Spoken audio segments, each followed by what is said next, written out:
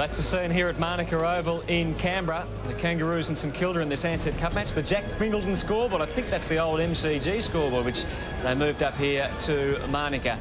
As I said, a very warm day here for the match between the Kangaroos and the Saints. And the man alongside me, Greg Miller, the Chief Executive of the Kangaroos. Greg, lots of things to talk about with the Kangaroos and their future and so forth, but I guess the fans more immediately will be worried about today's match. How's the team? How did they travel up here? And we actually went to Perth last weekend, as you know, and then we're up here during the week all day Tuesday. So the coach decided to bring the team up the morning of the game, which is unusual these days. You normally travel before, but we're here and we're ready to go, and we've got a pretty strong side. Seeing the Bombers lose last night would have broken the heart of Dennis, I'm sure. What's Dennis's general attitude this year to the Ansett Cup? Because we know that in the past that it's always been pretty important, but this year I know there's a lot of younger players, and that's also going to be in his mind. Yeah, look, he loves to win, as you know. We all know that, and I'm sure he'll be out. You know, once he's here now, be full steam ahead. Interestingly, last week he left David King, John Blakey, and Anthony Stevens on the bench virtually till half time. So he is taking it slightly differently, and of course Wayne's been rested basically the first 2 weeks. So he is treating a little bit differently, but I'm sure he'll build up now. Well, getting down to business, the finances, just how precarious is the Kangaroos' position? Look, it was a tough year. We had a very bad year. Our gate receipts were very poor. Our membership was down a bit, $1 per head. We just can't afford to do it again, so we're doing something about it. We're trying to arrest the situation. It's a fairly stark campaign that you're embarking on with a Beware the Kangaroos. We can see it there, the number to ring. But I mean, that we've seen other clubs in the past to go down this path to a degree. What was your thinking behind a sort of a shock campaign, I guess, like this? Well, I guess it's got a dual message. We say to our opposition, we're still in for the long haul. We're going to be here for another 100 years, but we're saying to our members, look, be cautious. You've got to get out and, you know, if you love to go to work on a Monday and say the Kangaroos won again, well, we need you to contribute. Do you think it's difficult for the fans to get the two messages? The fact that the AFL's just got a new sponsorship, they've got huge TV right money that we all know about, yet the clubs are still saying you need to be a member for the club to survive. There's no doubt the weighting numbers is just such an important part of the game. I mean, the more members we have, the greater chance we have of prosperity. And our membership numbers haven't been too bad, you know, but still on AFL averages, we're finding it hard. The amazing thing is we do look at the comparison between the AFL average. It's just the strong success of the Roos, and in particular, even in those years following grand final victories. Obviously, between 96 and 97, you went up quite a bit. But last year, and people we always equate success with increase in memberships, but it doesn't always seem to be the case. Well, last year, those figures don't actually portray another 3,000 members we had who bought an armchair membership. So we were quite pleased with the increase. The AFL decided not to count those. So they're tell a little bit of a lie. We had 25,000, including our armchair, who, you know, we welcome them as well. They can't get to the football. It seems to be the way with a lot of North supporters. But, you know, we were pretty happy last year, but we can't afford to be complacent about it, and we know there's even more out there who should belong. How important is things like the draw when it comes to adding up the dollars and cents at the end of the year? Because you had a pretty tough one as far as raising funds last year. Look, no doubt about that. It really is paramount. It's becoming more so with the change in the gate sharing arrangement. As you know, last year we didn't get to play Essendon at home. We didn't get to play Carlton at home in these games. And lucky enough this year we have it. But I mean, I think the 6 clubs in Melbourne who don't have those opportunity to play to the Big Four, and it's difficult for us, and we're going to do something about that. You have, as you said, a lot of members that are armchair package and so forth, and you're really taking the club to the whole of the country, aren't you? Well, we are, and we've got a new package that we've really launched this year, and people in Perth or people in Tassie or people in Canberra can buy a 4-game package, and we think it's great value. And you know, we urge all the people watching us all around Australia for $66 they can get a 4-game, and they can go to any game the Kangaroos are playing anywhere. So we're making ourselves as accessible as we possibly can. And just finally, I know you're pushing into Tassie and you're trying everything. Are you still going to be here next year? I've got plenty of work to do, I can tell you that, Hutto. And I went down to Tassie because we had a chance to sign up 1,000 new members, which we did last Tuesday.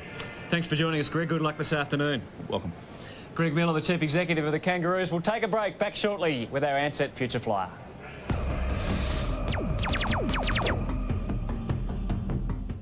There's many a strange story in a place like this. Here's one.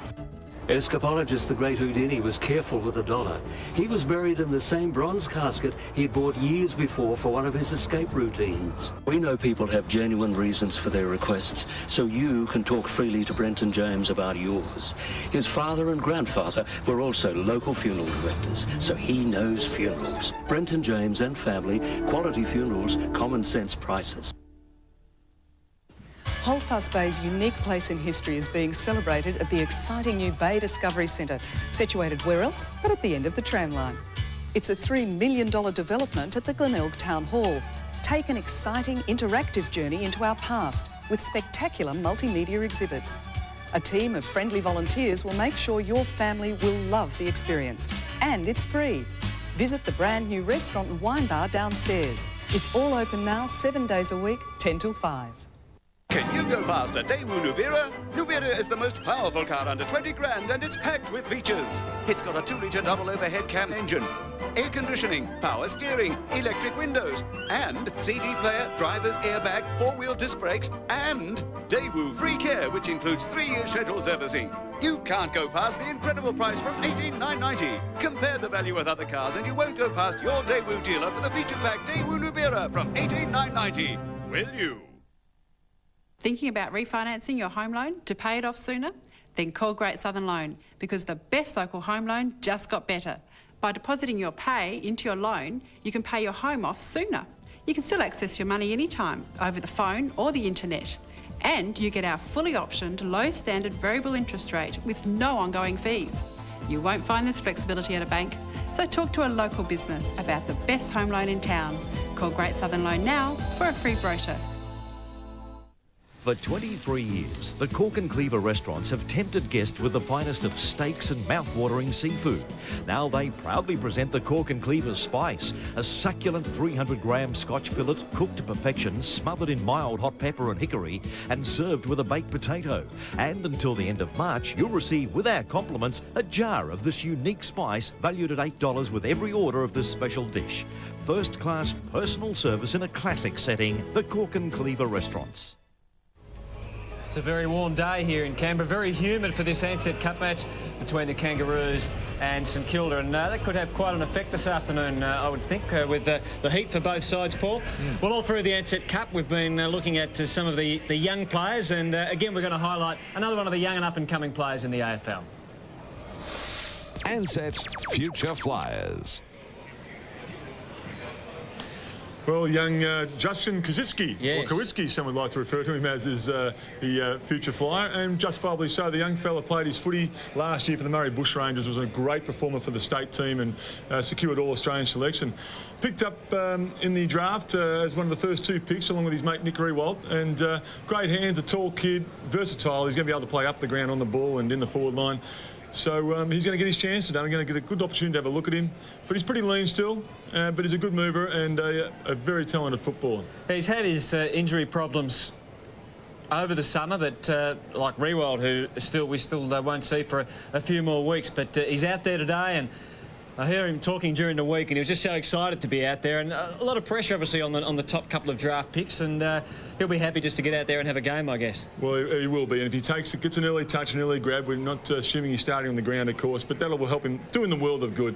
And look, he's got all the talent in the world. He just needs to take his time, catch his breath, but the first game's always very exciting. Well, as you can see, the teams are out on the ground, so we'll take our final break and come back for the bounce of the ball. The Saints and the Roos from Manuka Oval.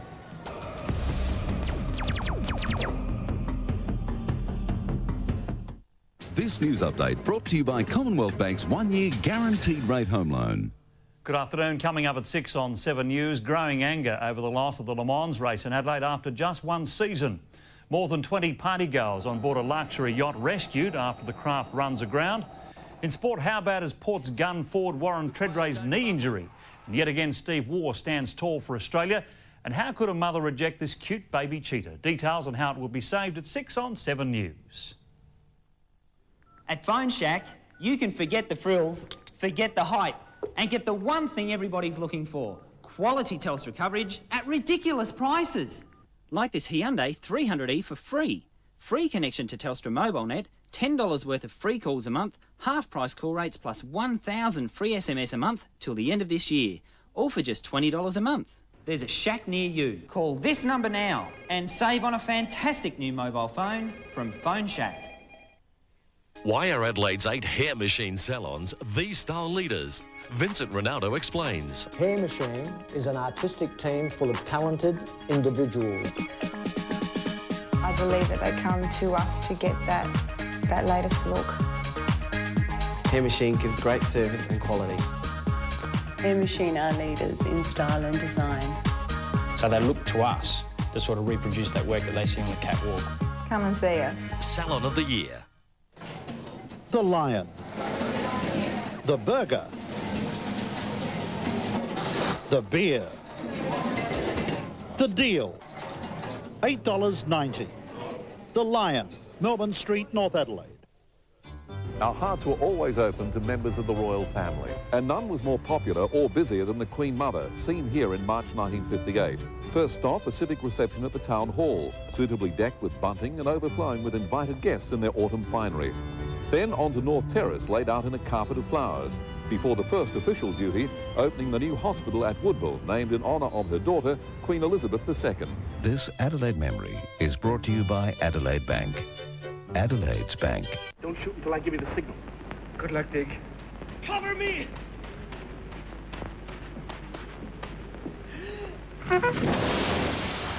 Need cover? Call Fielders, the experts in steel roofing. Broke my windscreen. Broke my windscreen. Woe is me, what shall I do? Simply phone us. Instant windscreens.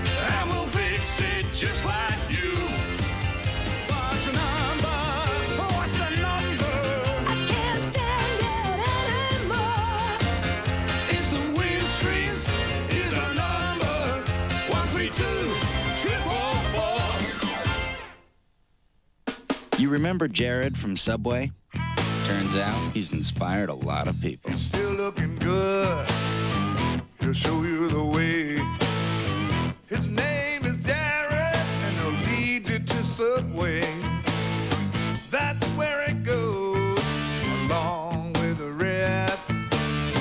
For 6 sandwiches with 6 grams of batter left. What an inspiration. Subway. Eat fresh. Welcome back to Manuka Oval. Just about ready for a start. Let's get down to Dipper on the boundary. Yeah, thanks very much, Hutto. Very warm conditions, as you guys have mentioned, and very big ground out here. You certainly can't hide. You need plenty of run on your legs here. And the Prime Minister says to say hello, boys. I had breakfast with him this morning. Sorry you guys couldn't catch up with him, but Mr. Howard said enjoy the call. Thank you, Dipper. He's kidding himself. As usual. It is very hot, though, as Dipper said, and that will have some impact on this game, you would think. We're underway with Capuano getting the tap. Quick kick forward by Brett Voss. He started last week's game so well. Mitch over the top of it, low, trying to charge through.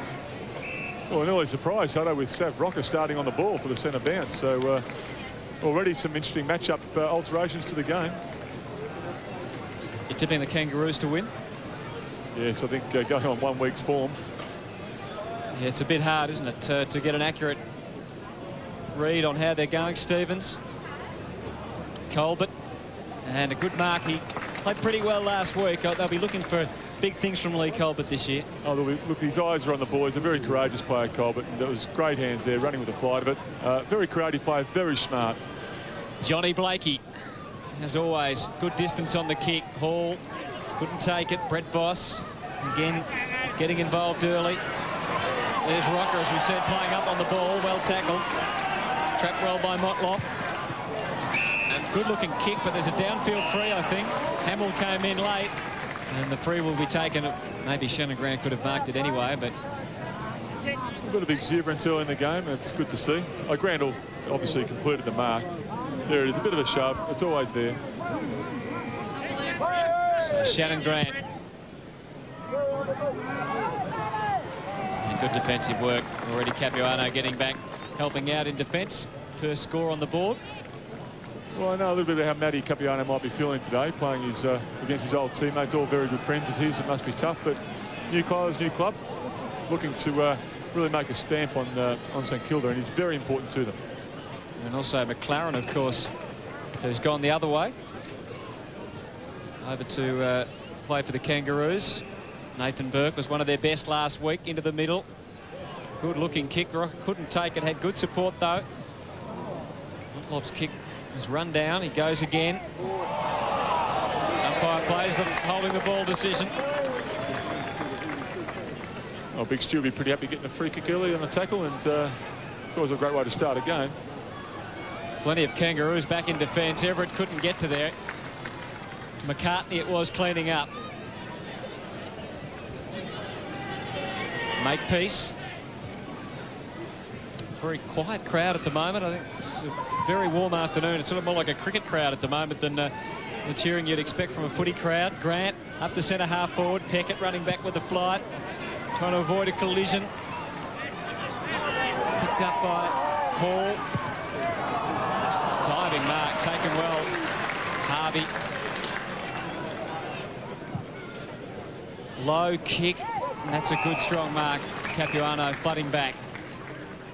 Gee, the St Kilda players so far really zoning off their forwards and paying dividends early, but if North Melbourne or the Kangaroos start spotting up from midfield through to half forward, they could find themselves in a bit of bother. Colbert couldn't take it. Rocker. Stevens. Let's be quick with the kick. And it falls safely in the arms of a teammate. And it looks like Shannon Watt going back to have a shot for goal. As I was just talking about, Hutto, the zoning off. Watt just found himself with plenty of space, probably too much space for a forward inside 50.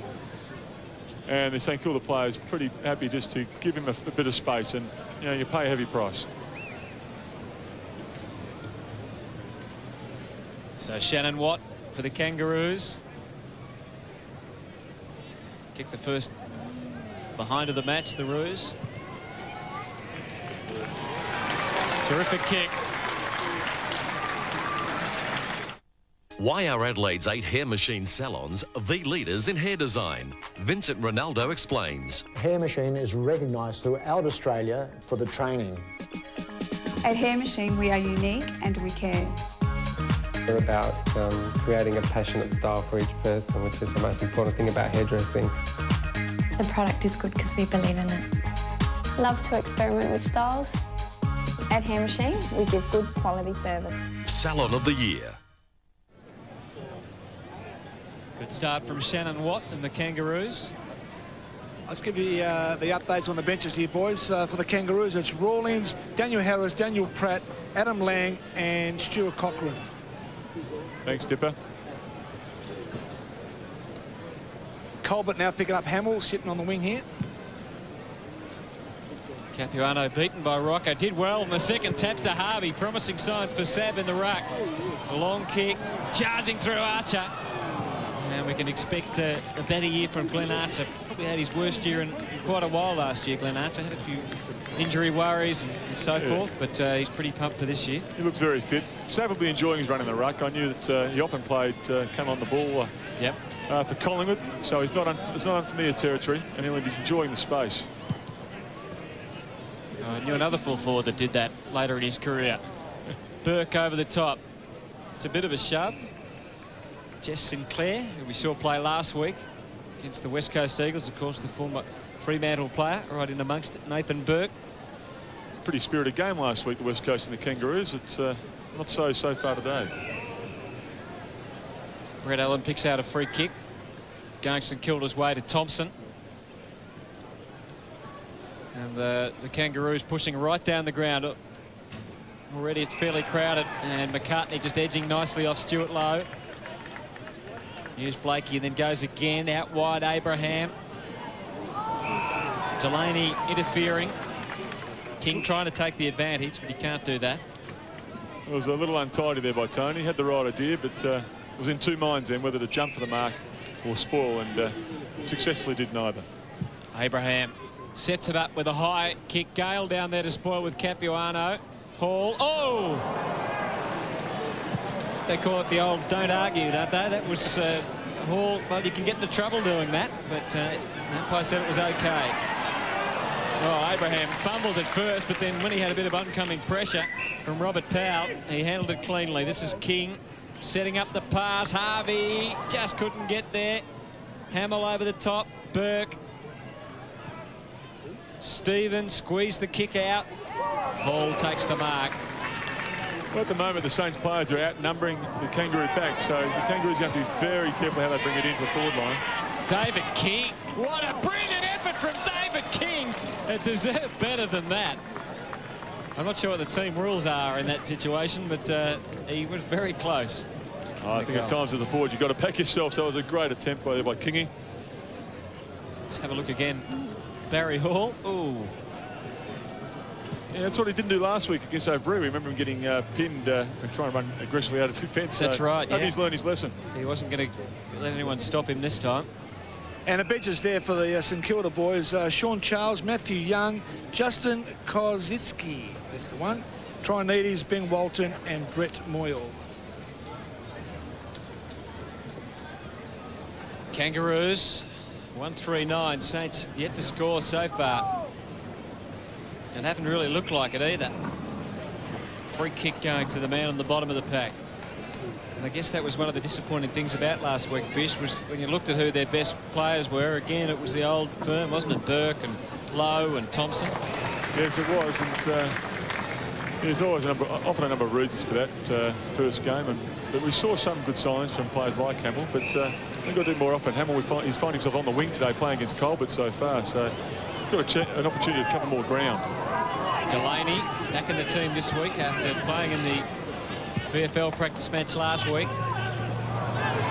Gale did pretty well with the ball handling in the end, and the Saints can now mount a meaningful attack. Spider Everett with just space ahead of him, and Aussie Jones versus Pickett.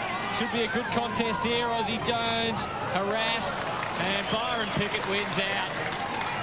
And wins out convincingly. His kick wasn't as good as he would have liked, but Shannon Grant made it look good. Nicky Martin unloaded the bomb. Oh, Capuano, who will be pumped today, spilling one he would have liked to have taken. David King been busy early. Geez, Colbert found some space out here, boys. Makepeace, and there's the man you're talking about, Lee Colbert. Can unload from 50. No, did the discipline thing that time.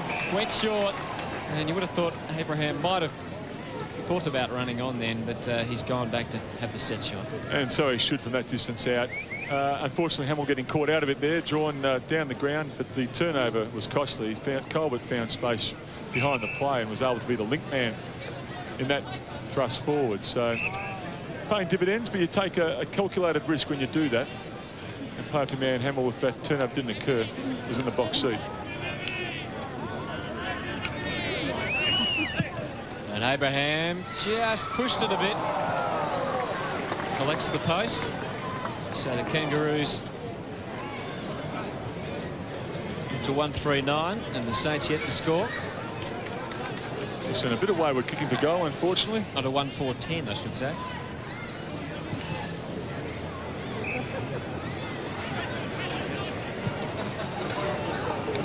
Now the Saints going the outer side this time. Peckett. Blakey deciding conceding ground was okay. Had a good support with numbers with Stevens. Thompson shepherded away from it. Well done. Stevens, a funny-looking helicopter kick, but it did the job. He finds his man, Shannon Grant, on the outer side. To centre half forward. Shannon Watt was the man he was looking for. But Brett Voss, as he did last week, starting well. Some possessions across half back. Good mark by Voss. Just courage to leave his opponent and go for the mark. You've just got to back yourself in sometimes. McCartney couldn't take that one. Low, Motlop, Colbert. Callahan got one high from Sinclair.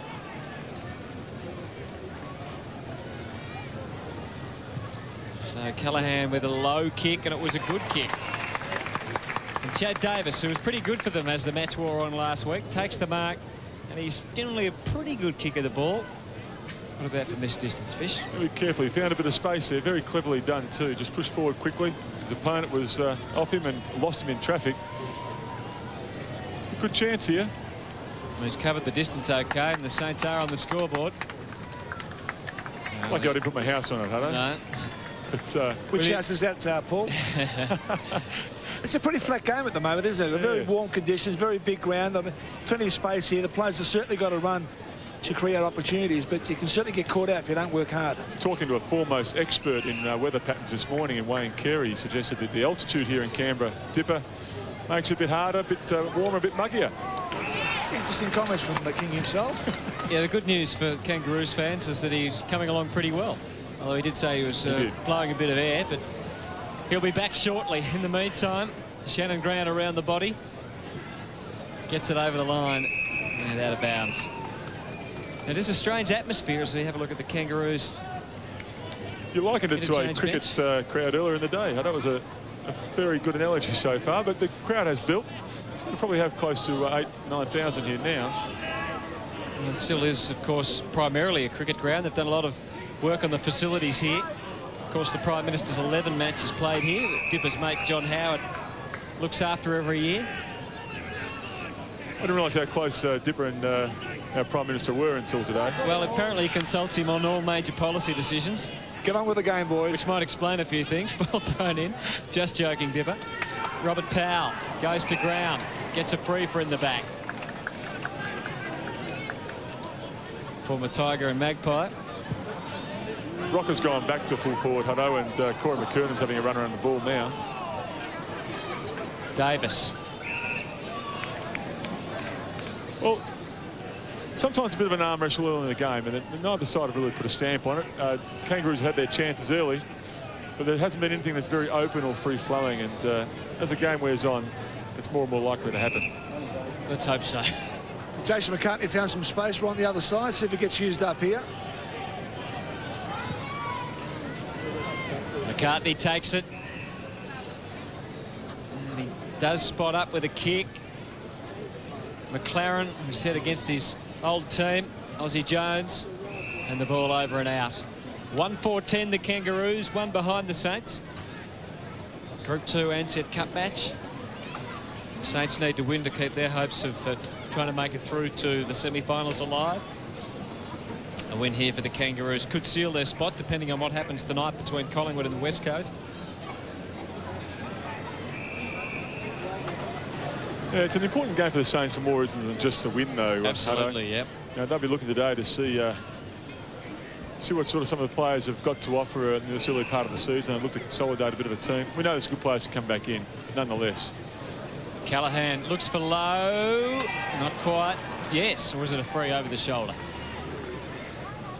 I think it was a free kick given there. Pushed hard back into the contest, Stewie. He just owns that front position so well. Everett and Martin. This will be a terrific battle. Hopefully it will be, at least. Martin starting well. He's all over the ball there. He'd be very happy with a negative, well, a neutral result like that. Well, if there's classical Mickey Martin, that's one element of his game he's very good at. He can bring it to ground, and his second efforts are very good. There it is, and straight back on it, and cleverly bottles it up. And now a chance for Spider. Well, things just aren't going his way at the moment, are they? Oh no, I mean, some guys actually, when you play, you're worried if they're going too much your way this time of year. You're worried about whether you can sustain it for a season. So I don't think Spider will be losing in his sleep. But if one of those lands, I'm sure he'll be pretty happy. But after a pre-season, Paul, you certainly want to hit the season full of running, full of confidence. You might win 1 or 2 games, but this pre-season form means a lot to players. Oh, it's a fair call, Dipper. Certainly for some of the young fellas who are trying to put their hand up for a spot in the senior side, but for some of the more experienced players, they're not as pedantic about owning or taking over or totally dominating football this time of year, I wouldn't imagine. McKernan, it looks a more trimline Corey McKernan this year too. King loves to take them on like that. Shannon Watt's been prominent early, kicked 1 goal. Grant, quick kick from McLaren, now very wide. What's Byron Pickett doing up there? And well handled that time by Knowles. And now Hayes gets them away. Gale's kick was smothered. Makepeace. Beethan, who has handled the ball pretty well. McCartney, lovely kick to Harvey. And maybe he got the call, maybe honoured the Got voice. the old nickname going. Yep.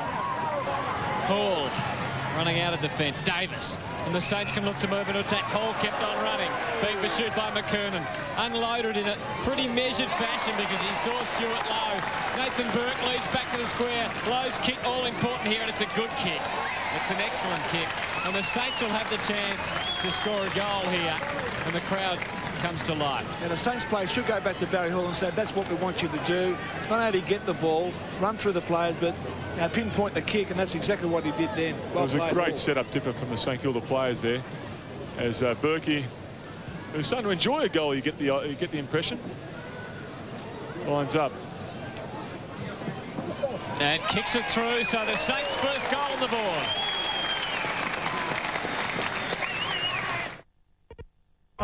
She's got a problem. Oh, she has a problem. Does your pet suffer from vacuum-ritis? Fear of the vacuum cleaner. She hates it. Well, she certainly doesn't like it, mate. How to cure a case that really sucks. All new Harry's Practice, Sunday. Ben at 7. If you thought the weakest link was tough, Goodbye, goodbye, goodbye. then this Sunday's Pop Stars is a shocker. You just didn't quite make it. I'm a no. Only 1 in 4 will get through, and not everyone will agree. No offence, but that's not what it's all about. Pop Stars, Sunday at 7. Saints on the board with a major. 1-4 to 1-2 Capuano. Involved in the last couple of passages. Hamill. Terrific normally in that situation. And again, he put his body on the line. Hayes gets it out to Aussie Jones. Can he score a goal off the left boot? Aussie Jones would be a big boost to the confidence of both Jones and the Saints, and he gets it. So well done, Aussie Jones. No thought to turning onto his right foot there. Backed his left foot in from about 40 metres out, and it was a lovely strike of the ball. That's a good sign. The courage of Hamill pushing hard back into the pack. The ball still came to the front, which is critical because the team rules, generally speaking, are to get front and square to those contests. So he gave his Crummers a chance. And Capriano out of the middle. He's been dominant so far. He read McKernan's early jump there. And that's where Corey sometimes gets himself into a bit of bother. But Matty is a pretty switched on ruckman. It'll be interesting to see how Blighty handles Aussie Jones too this year. See if he can get more out of him than we have seen in the last couple of years. McLaren wrapped up, King, Brett Voss. Some pressure from Sav Rocker there, but took it nicely. See Sav pushing up more around half forward, and that may change when the King comes back, Wayne Carey. Callahan was the target then, didn't take the mark, but allowed it to fall loose to Jones and down to Byrne. Good match up there against Makepeace, but he's playing on quickly with the pass, and Tony Delaney takes it well. So good vision there from Nathan Burke. So we know how great a defender Burkey's been throughout his career, but it's almost a rebirth. These early signs around the forward line. His work rate's unquestionable. He works hard to each contest, and he's presented himself very well. And a very intelligent, quick chip there to Delaney. It's not about kick, Tony. Strikes it pretty well. So I'd give him the favour of the odds here. So you'd almost give him no chance then, Fish. You said that. No, he's got it. Up to 70,000 thoughts every day. Eyes, which can differentiate between 10 million different colors. Hearing, that detects frequencies between 20 and 20,000 hertz. And 656 muscles, 17 of which are moving when he smiles. When we develop digital technology, we know who it's for. LG, life's good. Saints, 3-2. First change for the day, boys, will be happening very shortly. Daniel Harris coming on for the Kangaroos. Archer, Shannon Grant, Gale underneath it. What having to come from behind? Peckett, and they're out of trouble, at least for the moment. Hayes, under a fair bit of pressure from Sinclair, did reasonably well in the end. And Hayes takes it over the line and out of bounds. Robert Powell, as we see Harvey come off and young Harris come on. Robert Powell's another player who, if he given good fitness, could be a handy little player for the Saints. Oh, there's no doubt about that. He's got great goal sense too, but I was quite impressed with Lenny Hayes there. Difficult position where he couldn't take possession at the paddle forward, so a neutral scenario is as good as anything in that situation. Makepeace this time trying to use Abraham to set the Roos into attack. He had no one to kick to. That's why he had to square off and come back around and try again from a different angle. Capuano using his height there to advantage, flying beautifully, timing it well. Big season required for the Saints from Matthew Capuano. Late fly there from Hamill. Well, some good early signs from Capuano. He's positioned himself well on the defensive side of McKernan, who is not afraid to push aggressively forward, Curry. So Matty's got plenty of poise in that situation. Brett Harvey back on the ground, and Sinclair's off for the Kangaroos. Yeah, obviously, Dennis maybe not happy with Sinclair's work. Or maybe he wanted to get a message to Harvey. That's possibly what he was trying to do. Anyway, Hall takes it away. It's a very good kick. You look up the field, there was no one there, so he went for the boundary line. Interesting, the view on Hall coming from St Kilda last year. The theory behind putting him in defence was they had too many players who were good dour defenders, but they just didn't initiate enough run down the ground. And that was the idea behind Barry Hall. Well, we saw Dustin Fletcher for the Bombers do it so well last year and for a number of years now. And of course, Big Barry, if he can provide some penetration from the full-back line, then he's going to be a huge asset to the St Kilda lineup. So a pretty interesting quarter we saw so far in this match. The first quarter, St Kilda in front, 3-2-20 to the Kangaroos, 1-4-10. Thoroughly deserved their lead, the Saints. They struggled early for any system or cohesion, but once they split the game up a little bit and work hard off half-back through the midfield, the forwards can find space, and they do get the results. But the Kangaroos, as I said earlier, had some opportunities earlier, which they didn't take full advantage of, but it's really a very evenly poised game at this point in time, at quarter time. We'll see the coaches probably rotate their midfields a bit more. We saw the numbers start to happen with the Kangaroos, and with the heat the way it is today, you can fully imagine that to keep the run up through the midfield, there's going to be a lot of activity through the interchange bench. Burke, Jones and Delaney, the goal kickers for the Saints. Watt, the goal kicker for the Roos. We'll take a break. Back with the second quarter now. On Today Tonight, Bother Boy Botham. It's really tragic. Stalking his former Aussie girlfriend. He would also call my mother. He made her spend $50,000 on him. Restaurants, wine and Learjets. She's dumped him, but 2 years on, Botham keeps hassling her. Yes. And Adelaide's in-laws war hots up. This is a bizarre story. Still feuding as one side tries to bankrupt his own family. Plus, meet the Crows' new coach. Is he? He's won a raffle to coach the team. I'm calling the shots. Next week. Bob, where are you? I'm at Macleay's Glen Osmond Road. I'm rattling the doors and nobody here. Look, it's Sunday. I said Macleay's Bulk Store, Coglan Street, Brompton. Beat this. There's sisal, $20 a metre off. Berber, a crazy $12 a square metre. And there's stacks of plush nylon to quit. Get on your bike. Listen, I'm not leaving till Monday. There's a sale. Oh, officer, a sale. It's okay. I know all the Macleay boys. It's okay. The Lion. The Burger. The Beer. The Deal. $8.90. The Lion, Melbourne Street, North Adelaide. If you're planning a wedding, celebrate with family and friends in formal wear by Ferrari. Book this month at Ferrari, and regardless of the wedding date, you can hire from just $49 per outfit. But hurry, it's for bookings made this month only at Ferrari. If you'd like a beautiful new professionally designed and renovated bathroom with no fuss, no hassles, everything included in the one fixed price, all fully guaranteed and installed from as little as $6,000, it's easy. Call Beaumont Bathrooms at 200 Grove Street. What about the world?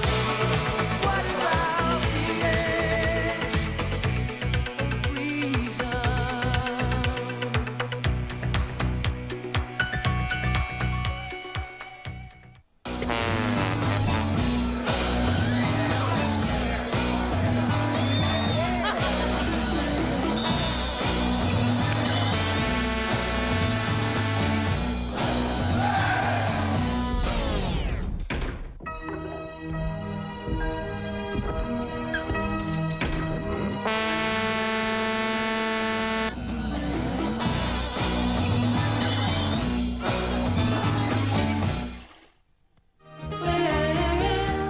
One of the most enjoyable holidays you can have is a driving holiday. And where do you find the best of them? Where else but Queensland? For your free copy of the Queensland Motoring Holiday Guide, call 1800 222 689. Then just pack the car and enjoy the ride.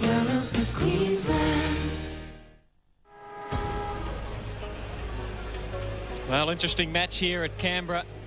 Quarter time, the Kangaroos kicked the first goal and they really dominated the early proceedings, but the Saints have hit back with 3 quick goals and lead by 10 points at quarter time.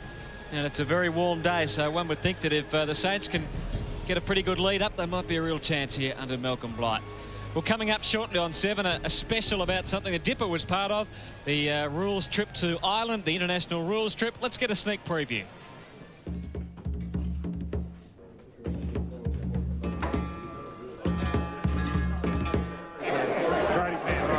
Road camp.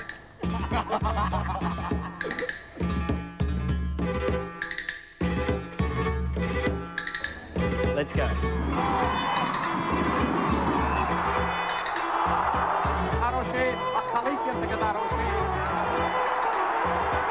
It's a beautiful day.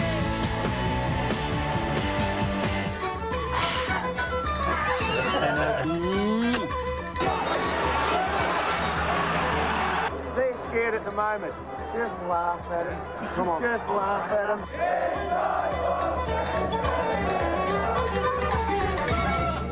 Enjoy the experience in South Island. Very poor impersonation then from one Robert Dipier-Domenico, but check your local guides for details. As you can see there, plenty to look forward to. And Dipper, part of it all. Yeah, sensational trip we had there. Of course, we beat the Irish in their own game. And join me, Mark Doran, Coach Dermot Brereton, James Hurd, the whole side. And we'll show around Ireland. We had a terrific time. So check your local guides inside Ireland. Robbie Dipier-Domenico can help me with that one. Dipier-Domenico. Doesn't work, does it?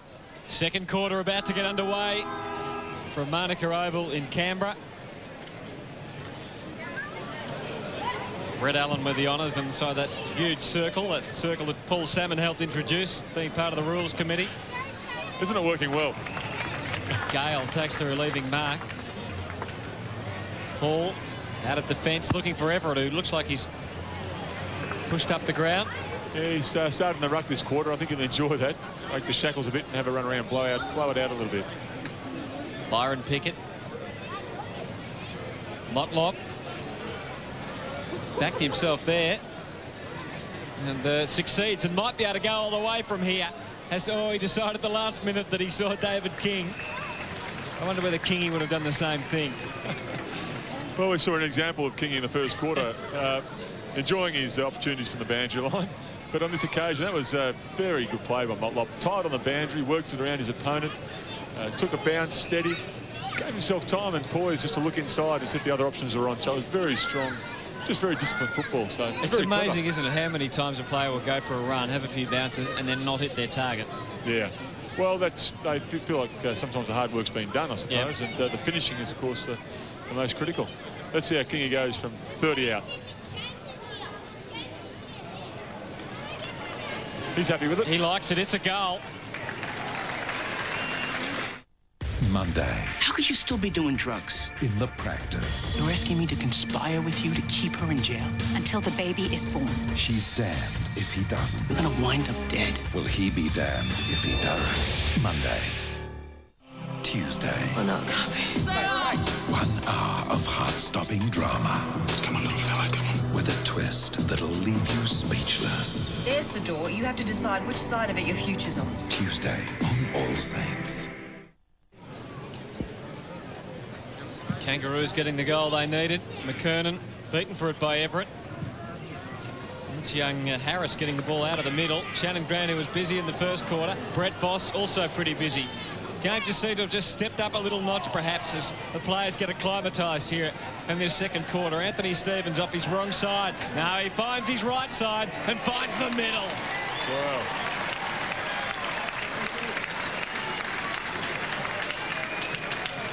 That was a great goal by Steve. Anthony, big save, provided the lead, but chose to ignore it and turn inside on his left. It was a fantastic goal. And just a bit of pressure at the bodies and the ball there at the contest. It just worked a little ugly forward. But the Kangaroos, just to start, they were winning in the second quarter. 2 quick ones, put themselves 2 points up and with a bit of momentum going their way. Were you surprised then Mark Gale, he allowed Stevens basically to get onto his left boot? He was fooled by the dummy onto the right, which is easy for us to say, I know, but doesn't kick too many off the right boot too well, does he? Stevens loves to get around onto his left. Here he is again. Pickett. And that's a good kick. Abraham. Got McKernan streaming downfield. That's the target. Harvey waits at the back. It goes even longer. Pickett over the top. Harvey camped underneath. The Roos have kicked 3 in probably less than 3.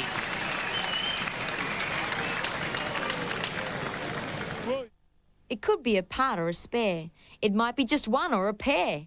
A dozen, a score. There's one thing for sure. You'll never know what you'll find there. Paramount Browns. New hardware and machinery. Factory surplus and second-hand just about anything. You'll find it in kilos and pounds. You'll find it on heaps and on mounds. In gallons and litres. In yards and in metres. You'll find it at Paramount Browns. Cash for scrap. 99 Cavan Road, Cavan. You'll find it at Paramount Browns. The Kangaroos suddenly, after being 10 points behind, are now 8 points in front. Yeah, some interesting matchups too, with Archer going on to beat them in the middle here. High one from Archer. Very high one. Abraham, Stevens, Beetham, Young Harris, Delaney all in there. Watt, number 36, and the umpire, well, pays a free kick. I don't think people knew which way he was actually paying it, but it goes to St Kilda. Got some benches for a stipper. I certainly have Anthony, McLaren, Sinclair, Pratt, Corey Jones, Adam Lang and Stuart Cochrane for the Kangaroos. Beetham. Hamill cleared a path but couldn't take it. McCartney. Hamill, that's a pretty good handball. Here's Lenny Hayes. Smoothly done except for the kick, which was pretty ordinary. It's a shame, you know, there's a lot of hard work went into that opportunity, and it's unfortunate it didn't quite come off. There it is. The Hamill handball. That's just great vision. Off his toes, clean hands, and a very crisp give. It's a shame that Lenny just couldn't quite finish it off on that occasion. Brett Moyle on now for the Saints, and Beetham's come off. Everett against McKernan. Everett doing pretty well to spoil on that occasion. Abraham. Thompson wanted it more in the end. Delaney had to fashion something out of the air with his kick. Davis a chance. He does the shepherding in the end. Gets it back from Powell. Hayes. He overhandled the ball on that occasion. The Saints, they're under pressure, though, in fairness. Well done, Davis, in the end to get the handball away. Hayes just pushed as he kicked it in the back paid. Could have been advantage to Lowe. Umpire says no, you'll have to come back. Interesting, that. A good professional free kick, almost, if you want to give credit where credit's due. Young Rawlings there, seeing that there was a man upfield that was wide open. Wasn't a bad free to give. Lowe had his name written all over that one, but couldn't take it. Still there alive. He's put a hamstring there, boys. He's on the ground, just grabbed his hamstring. He's on the cramp. It's Stuart Lane talking about. Yeah, you'd say it'd be a hamstring, wouldn't you, rather than cramp, you would think at this stage. Well, it is very hot. Let's have a look. It's a shame. Let's hope it's not. A little hard to tell from there. Since he went down, he went straight to his, his thigh there. And yeah. It's like he's clutching his hamstring, and it's unfortunate for Stuart, because I don't think I've seen him that high for a little while. Capuano kicks it, and it's back to a 1-point ball game. It's simple, really. We only buy carpet or vinyl if we can sell it at half the price you would pay elsewhere. We buy in bulk, we take manufacturer's specials and all that sort of thing. All top quality, just half price. So for a whole house, a business, single room, or even a rug, all half price. Nalunga Carpets, now at Richmond Road, Keswick as well. I'm a simple man. Stuart Lowe in some serious pain here at Manuka Oval. He tried to come off quickly, but the pain was just too much for him. Let's have a look at the hamstring area. So that left leg he dragged over the top there and landed heavily on. That's a, I don't want to get too far ahead of myself, but that's looks all a bit like a good tear. Yeah. In a way, it's an unusual way to do a hamstring, isn't it? Kosicki's come Yeah, on a bit. for... Can't say I ever did one up that high, but... no, that's for sure. It's unfortunate for Stu. He's in great nick at the moment. Hamill. That's a better position for him too, front there, or playing centre-half forward. Key position, I suppose Malcolm's looking for him this year, and I suppose with Stewie going off, he's the man now. There's certainly a lot of versatility to Aaron Hamill. Dip, and you're right, he always looks dangerous up forward. We know he's 1%ers are of a high standard when he's down there, and although he started on the wing, just like him up there, don't you? There's always a chance when he's there. And you wouldn't mind playing alongside him either, would you? Pretty good support. Absolutely. As I said, he's so hard at it. And, he leads by example in the forward half. Well, he likes the kick too, so the Saints answering very well. Kangaroos coming out with the first 3 goals of the quarter. And the Saints answer back and are back in front here. It's a good response too from the Saints, because the way the Kangaroos open up this second term, it looked like it'd be putting a bit of a gap in this game, but the way the Saints have just bounced back and shown the great character to just get themselves back in front.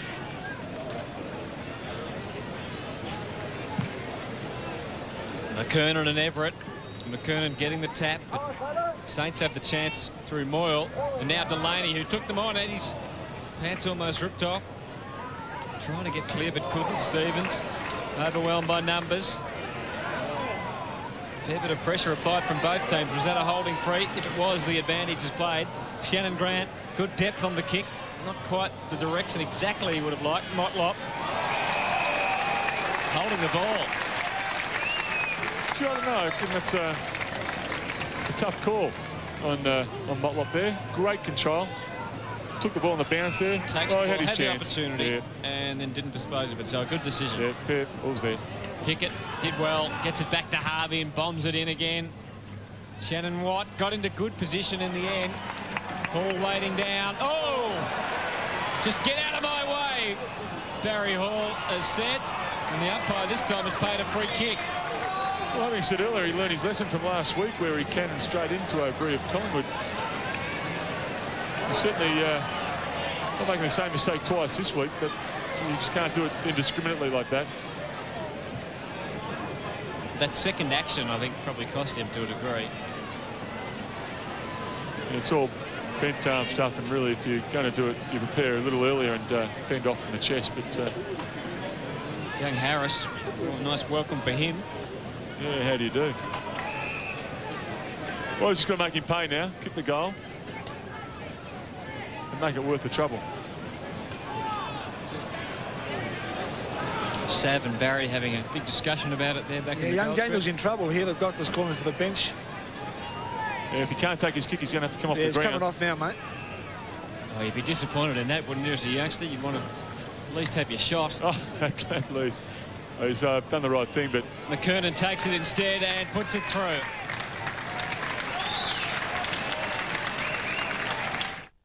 Introducing Eclipse. Star quality and value for money that's simply out of this world. Yours to explore with down-to-earth service from Spaceline Caravans.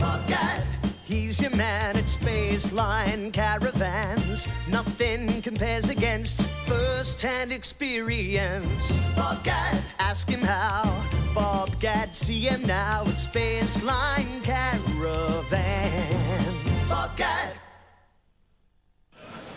Colbert's just come off the ground. Bit of a blood rule there. Bit of a gash on the knee there. Spider Everett off as well for the Saints. Yep. Trinides on. So the Kangaroos up by 1 now. Much more free-flowing footy in this second quarter. It was a pretty ordinary start to the match. First the Kangaroos, then the Saints, and now the Kangaroos again. Peppering the goals. King with a low kick. Brett Voss again in good position. Takes the mark, and then, well, he didn't have anywhere to go for a minute, but he wanted to keep the ball moving at all costs. As the Saints through Gale go into attack. Not much doing across half forward unless it makes it through to Trinides. Almost did. Aussie Jones weaved his way through and then found out he had nowhere to go. Trinides tries the little measured kick, and it's okay. Callaghan.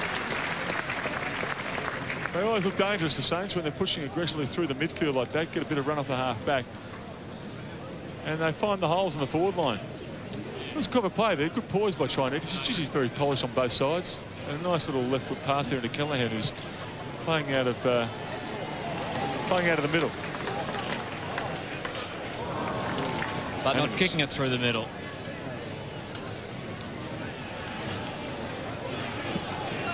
So scores level 5-4-34 for both the Kangaroos and the Saints. It is a very warm day. Very humid day here in Canberra. The league was thinking about introducing the longer breaks. Well, I've introduced the 8 interchange for the warmer climates of Cairns and Darwin. Who would have thought you might need it for Canberra? Yeah, exactly. Just how's it feel like down there, Dipper, at this stage in terms of the well, it is the very, humidity? very warm. That's why they're using the benches here, obviously. But plenty of water has been run out to the players. The players are certainly gasping. Of course, the Kangaroos arrived this morning, been waiting around for a little while, so it'll take them a while to warm up. And the Saints came in last night, so interested to see what happens after half-time. Capuano. Mickey Martin. Oh, Archer. Oh, got one late there from Thompson. You just need an energy level. When the ground's this side, you need players to really use their voice and get the energy level up, because if you don't, you can certainly become very lazy. There's no doubt about that, Dipper, and there's not a lot of energy emanating from the crowd today as they sit back and enjoy their footy, taking it in. But Archer's a good kick, and you'd have to give him a fair chance from 40 out. Straight in front. Well, he'll certainly put the Kangaroos in front. It's a matter of by how much. And it's by a goal as he splits the middle. Ali finds true love twice. So there's twice the danger. You're double booked. Ali. And a wicked twist. No, bad girl. No. 7's all-new Ali, Monday. They've all chosen their perfect dates. It's not a game anymore. This is the episode where things really start to happen. I don't think you want to watch the rest of that. I have to play the rest of the clip. Temptation Island, Tuesday, 9:30. Well, umpire Michael Bozzo has got the ball in the middle. One of his fellow umpires, Darren Morris, is wearing a cap. And such is the heat here as the Saints try to get back on level terms with the Kangaroos. Moyles kick, running back. McCartney had to really watch out as young Corey Jones came through. Hamill's kicked down, but Martin stood the ground against Trinides. Hamill battering up. But Mickey Martin very clever across the body. Shannon Grant, 15 possessions already in this match. Harvey's been busy as well. Smother there from Powell. That was one well done by Powell, and I'm not sure if I was Trinides, I'd be trying to body Mickey Martin under the ball too much today. It's an interesting exercise matchup. in futility. Interesting matchup, that, isn't it? I mean, you would think one-on-one, Mickey Martin is not going to let Trinides take a mark unless Trinides can really run him around, which I guess is the idea. Well, the Kangaroos will be trying to get Mickey Martin back to full back. This is Kozitzki, an impressive-looking big fella by the look of that. His kick wasn't great for Trinides, but he did very well, and Burke helps out and kicks a terrific shot at goal, and a good team goal for the Saints, and young Justin Kozitzki getting his fair share of plaudits there from his teammate. Well done too for Trinides. Yeah, that was a wonderful effort all around there. The contest there from Trinides at the back, well out of position, but just managed to bring it to the front there. Bit of a scramble, but Burke is where he should be, and mopped up.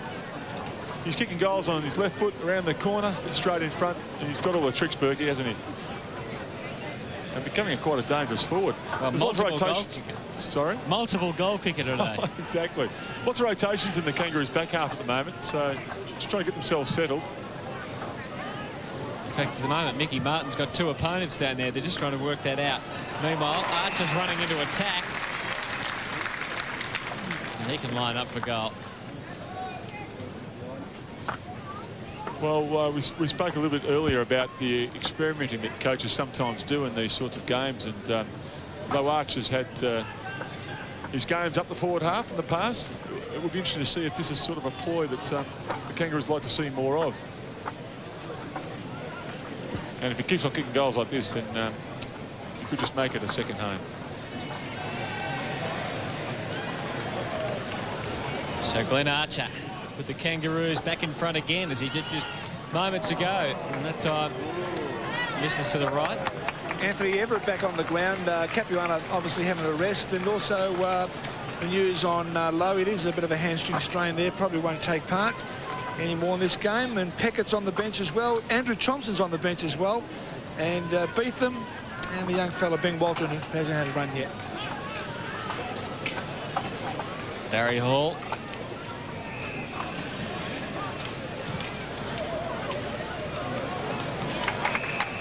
Callahan takes the mark. Quick to his feet. Kowitski set himself. Charles, who hasn't had much of a run yet, got that one away quickly. All Kangaroos across half back though. Byron Pickett had the time and uses young Corey Jones. He got good raps on him. Wasn't a great kick though. Callahan should be shepherded for here by Powell. Ears allows him clear. Again, not much to fire away at, and he hooked the kick. We'll give him credit for that. Finds Nathan Burke. See, the last few possessions by the Saints have been just of the highest quality out of the back line. Into the midfield, we saw the real value of Aaron Hamill in a contest there. Didn't take the mark, but it came forward. Well done by Moyle. A long run. He led for the ball from about 40 metres away. And eventually Burke was able to pick him out. Although a tough shot coming up here. Yeah, the angle's no better, but he's a little closer. Looks like all his options are shut down on the inside, so he's going to have a shot. Oh, very clever. Well done. Another one for the Saints. The time it takes to acquire the knowledge. How many does it take to tango? 2. A lifetime. Time it takes to make a potential 100 grand. Let's play. Start the clock. 1 hour.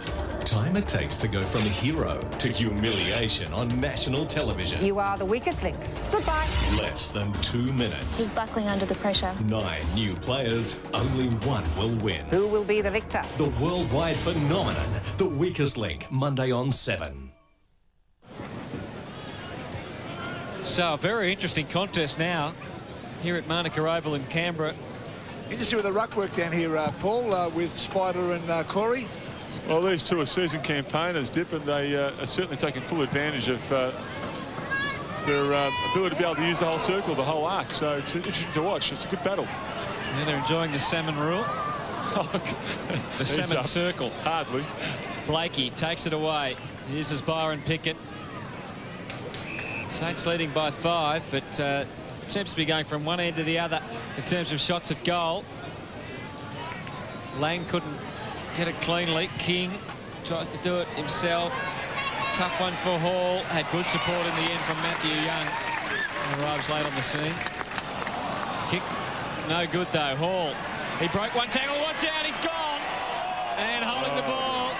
Well, something's got to be done there with Barry Hall. Obviously, they're encouraging him to run, but maybe his vision and decision-making skills need a little bit of work on at the moment. Well, it's all right to point the finger at Barry and say he's trying to carry it too much, but there's got to be some protection there for the player with the ball as well. There's got to be either physical protection or voice protection, and there seems to be little of either at the moment. So, Barry will drop his head if he's disappointed, but he shouldn't bury himself on that.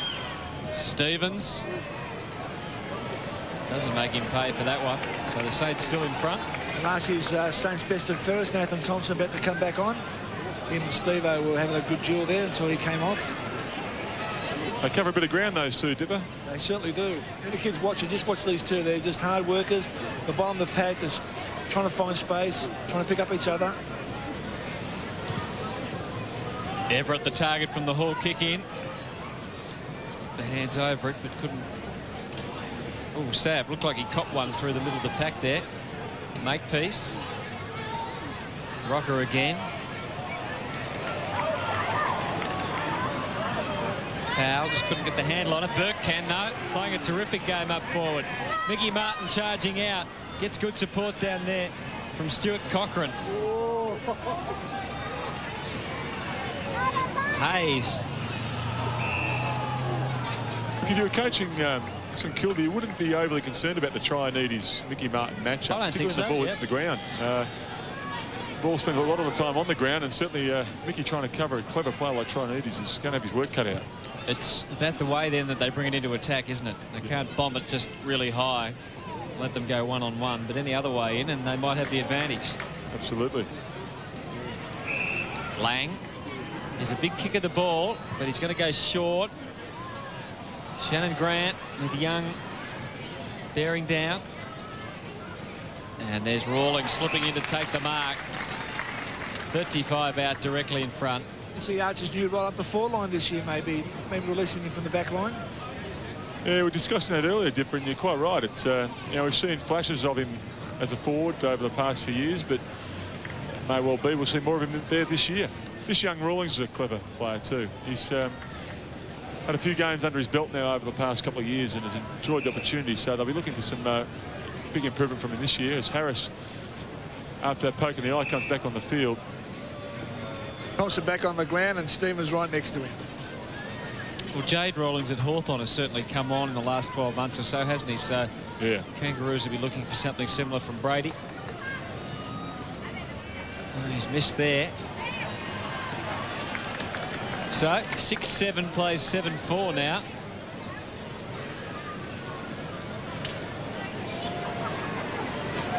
Brett Harvey. 4 kicks. 2 marks. I tell you, Barry Hall's been very good. He doesn't fluff too many kicking nah, pull back. That's true. Byron Pickett comes in, but here's Rawlings again. Archer stands the ground. Oh, didn't take the mark. Young was flying through. Lang, gang tackle. Well played. Callaghan got it out. Hamill ran to Blakey. Harris, click. Ball went out very quickly. Young, one-on-one. Kowitsky and McCartney. Free kick to the youngster. Just he had that. He really held front spot very well there. Justin Kowitsky. Well, tough kick. Was that in the back? No, the umpire put the whistle to the mouth. Michael Vozzo, but then didn't blow it. He thought about it. Let's have another look. It was a well-placed kick there by the big fella Kowitsky. And, well, on any other day, you may have possibly have got away with that and got a kick out of it, but umpire's doing a great job. No, you don't play anymore. You don't have to suck up to them anymore. That's a great kick. Not quite through, though, but Kowitsky really showing the signs already as to why he was picked up when he was for the Saints. He's buzzing around out there, isn't he? He's done everything right. Already showing he's a pretty good reader of the game and positioned himself well, so very agile great signs. Yeah, I was going to say mobility for a big man. It's fantastic to have, isn't it? Not all ruckmen had that mobility. There hasn't been too many over the past couple of years. Lang and Hamill. Hamill was all but taking a great mark. Burke quick with the hands. Callaghan pumped it. Didn't have time to look, and it shows. Byron Pickett takes it. Looks for Rawlings. Got Rocker in support. Applied pretty good pressure off the ball there, Sad. Colbert with Thompson waiting for him. Saints pushing numbers back to try and make it difficult. Lang and McKernan. Burke again. Terrific hands that time under pressure. It'll come back to Burke. Well, the Saints are doing pretty well at that. Working hard back to the fight of the ball. They know there's some dangerous forwards down there in Archer, McKernan and Lang, so just got to get back down there and help out their defenders. Tony Delaney had a pretty good year last year for the Saints. And a very interesting first half comes to a close. St Kilda 7-5-47, the Kangaroos 6-7-43. Yeah, we brace ourselves for a big second half now. I mean, the guys have acclimatised. The rate was lifted in the second quarter. We saw some good football there and a good close game now to look forward to. It just appears that neither side can actually break the back of the other, so be an arm wrestle for a while longer, I'd imagine. Saints leading here by 4 points. Tuesday, how to make your garden come alive without spending a cent. You're going to end up with a bigger and better garden every season. And a quick and easy lamb roast ready to serve in just 30 minutes. So quick to cook. Better Homes and Gardens, Tuesday 7:30. Then at 8, it's exotic and inexpensive and closer than it seems. Good morning, Vietnam! Plus, escape on a breathtaking journey just off Scotland. An atmosphere like no other place on earth. That's on the Great Outdoors. Come closer. We'd like you to meet someone. Wilkins here is preparing for a major presentation. The whole company is depending on him. Just next door, they're depending on Epson's range of state-of-the-art imaging equipment for perfect colour time after time. So who would you depend on? Epson? Or Wilkins?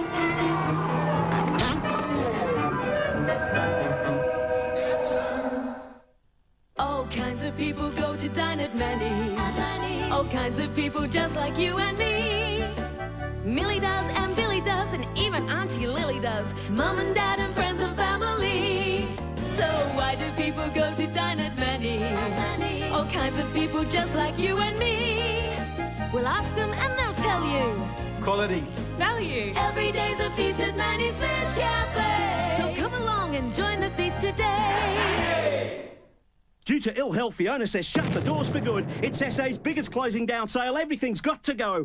Bangalow Palms, $9.95. They're gone at $3.95 or 10 for $30. Majestic Palms, $3.95 each or 10 for $30. There's ferns, conifers, cycads, indoor palms and agapanthus at ridiculous prices. Be early for the best bargains. Mounted stags and elks, they're gone at $4. And Cocos Palms up to 6 foot tall for $10. Where are the bargains? Palmarama, Henley Beach Road, Henley Beach, but they're all gone February 28th.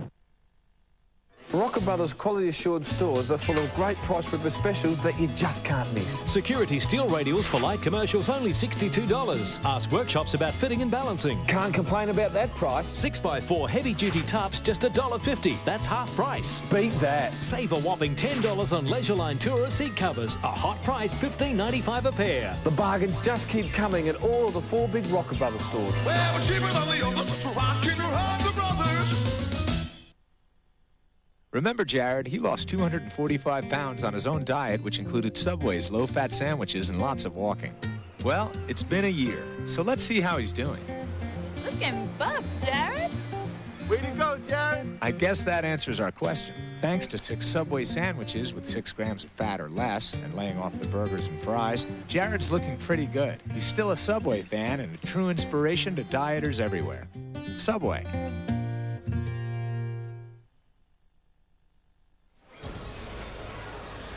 So, very intriguing contest at this stage. A bit hard to read at half-time here at Canberra Monica Oval. St Kilda in front as they were at quarter-time. The Kangaroos poked their nose ahead, but 7-5, 47 to 6-7, 43.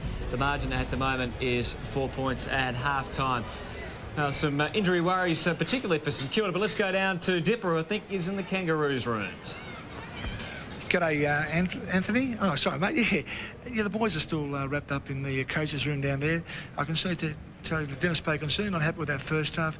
He's looking for a bit of energy out there because it's such a big ground. You've got to be able to run and use your voice. And if you get caught out here, he's going to make the other side look very, very good. A lot of the players walked in with their ice chests down there.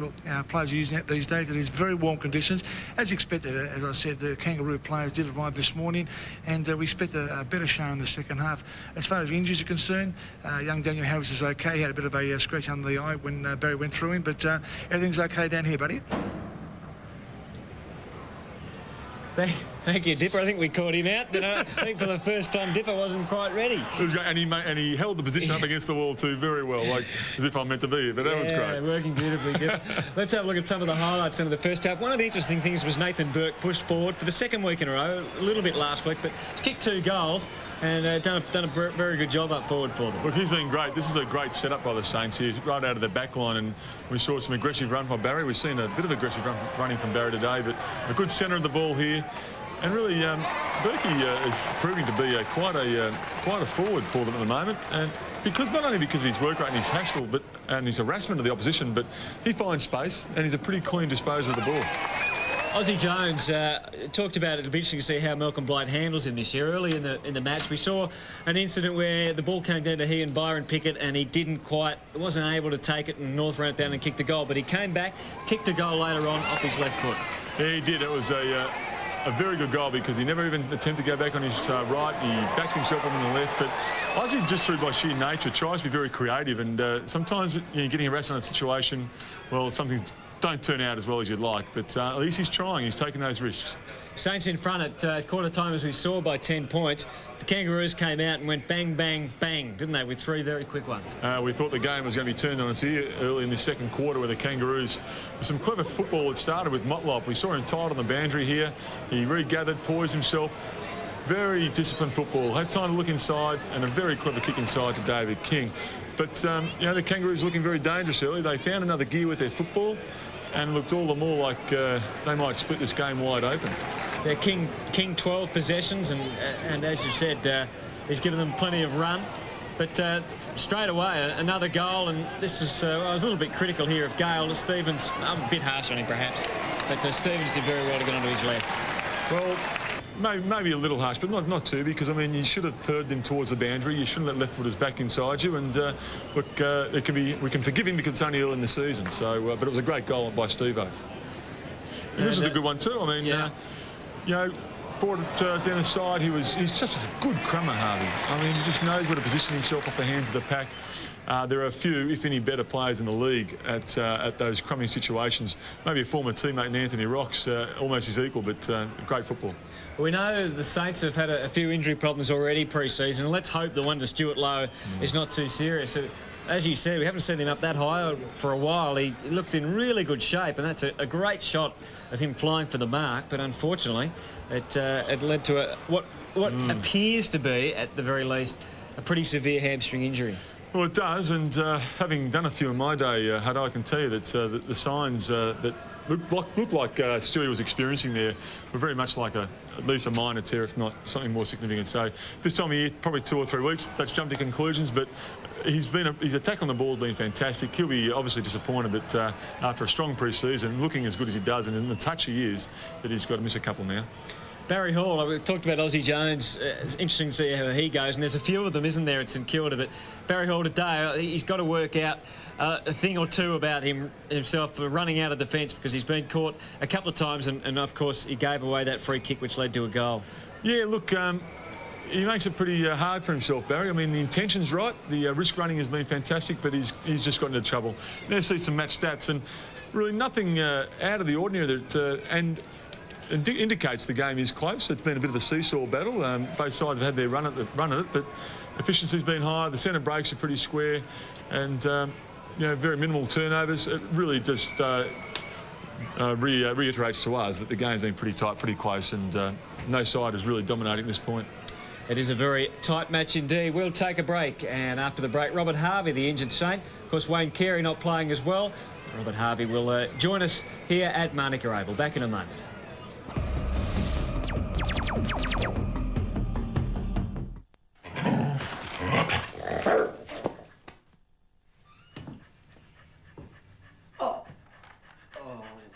That's it. You're gone. All right? I'm going to send the dogs home. That's what I'm going to... I will. I will. Get out. Okay. Dogs homes.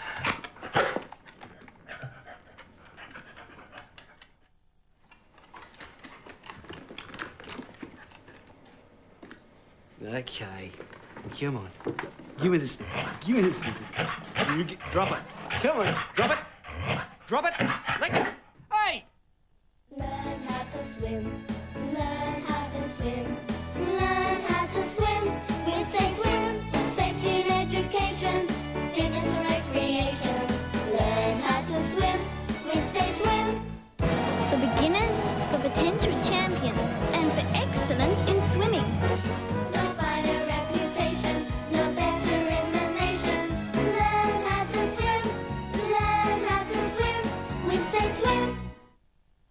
I'm improvers. The Stratco Summer Send-Off Sale Catalogue is out now. Thumb through it. Stratco Heritage Fencing, $59 a metre. Stratco Garden Sheds from $199 and Stratco Gable Garages price to go.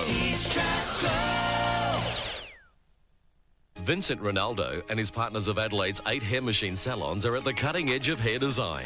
Vincent explains hair machine success. First, you've got to choose the right people. Then you've got to give them the right training, because you can't have one without the other. If a client feels good when they walk out the door, feels happy, that's the key. At Hair Machine, we are designed for accomplishment and engineered for success. Hair Machine, Australian Salon of the Year. How does Matt surf when there's no surf? It has a powerful V6 with an amazing Sportsmatic transmission or a 2.4-litre 4. It has constant 4-wheel grip. It's Hyundai's new all-wheel drive. Hit the exhilarator. The new Santa Fe. Hyundai. Take another look. This news update brought to you by Commonwealth Bank's 1-year guaranteed rate home loan. Good afternoon. Coming up at 6 on 7 News, growing anger over the loss of the Le Mans race in Adelaide after just one season. More than 20 partygoers on board a luxury yacht rescued after the craft runs aground. In sport, how bad is Port's gun forward Warren Treadray's knee injury? And yet again, Steve Waugh stands tall for Australia. And how could a mother reject this cute baby cheetah? Details on how it will be saved at 6 on 7 News.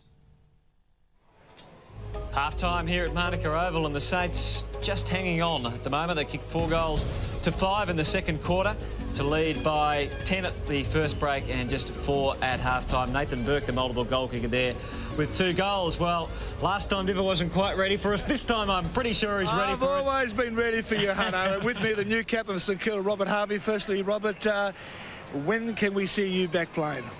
Yeah, I'll be back next week, hopefully, Dipper. I've just got a slight hammy, but I probably could have played today if I was pushing it, but I was probably just not worth the risk.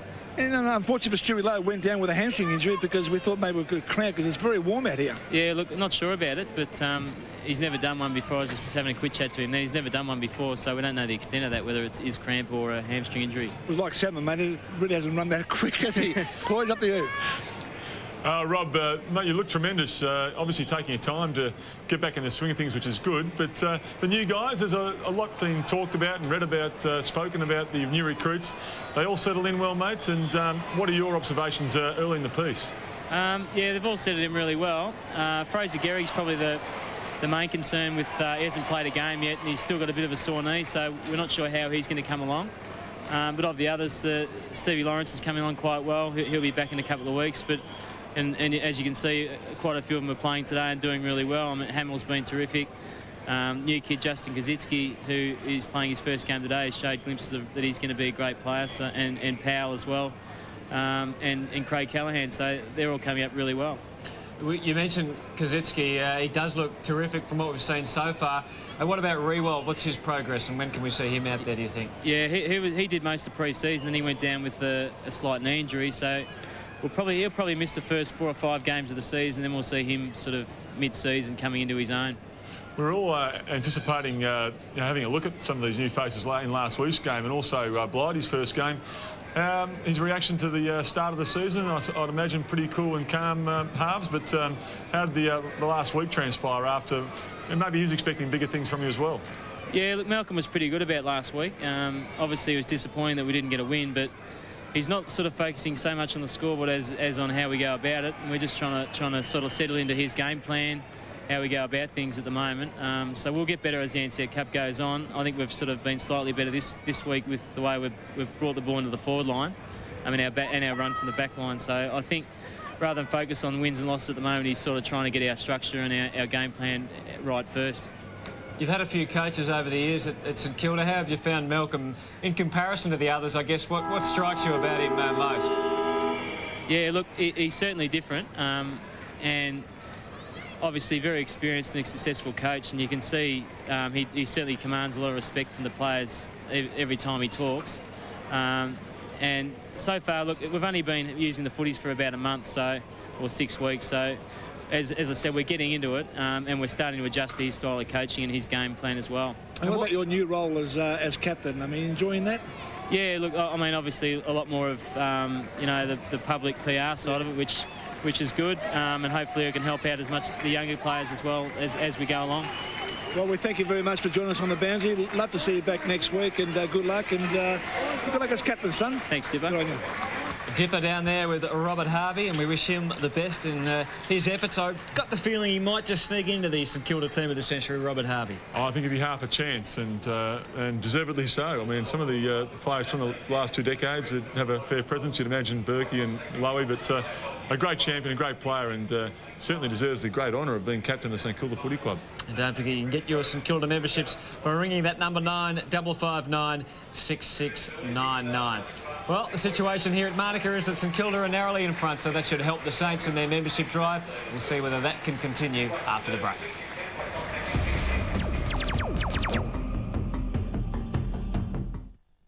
Just $4.50 gets you a chicken treat combo every day of the week. Thursday, chicken and chips combo. Friday, fillet deluxe burger combo. Saturday, a $4.50 chicken chips and salad combo. That's got to be the best value chicken treat around. Like to phone friends in your local exchange area? Why not treat yourself to a Telstra option that reduces your neighbourhood call to just 15 cents? Sweet.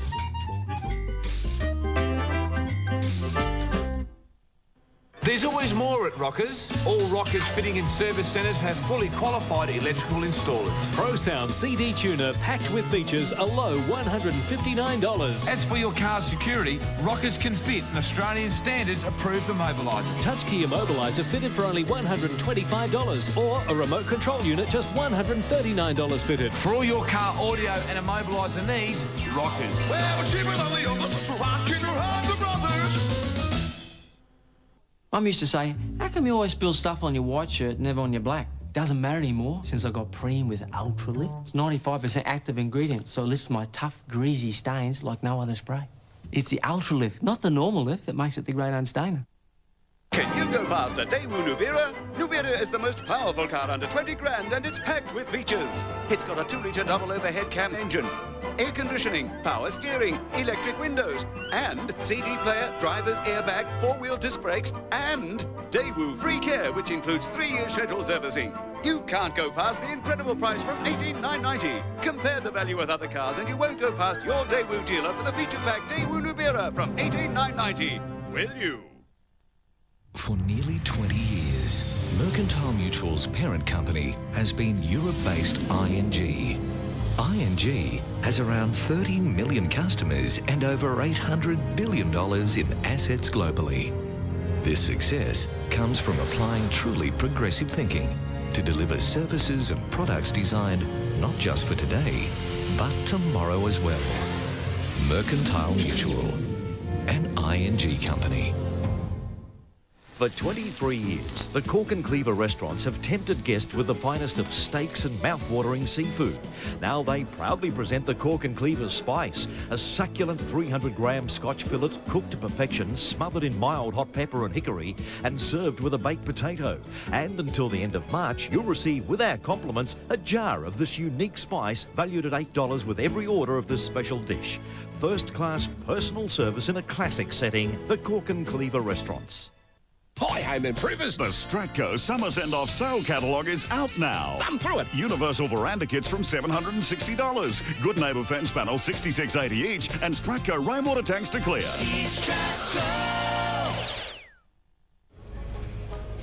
Very respectable crowd here at Monica Oval. Ansett Cup footy, Group 2, Week 2.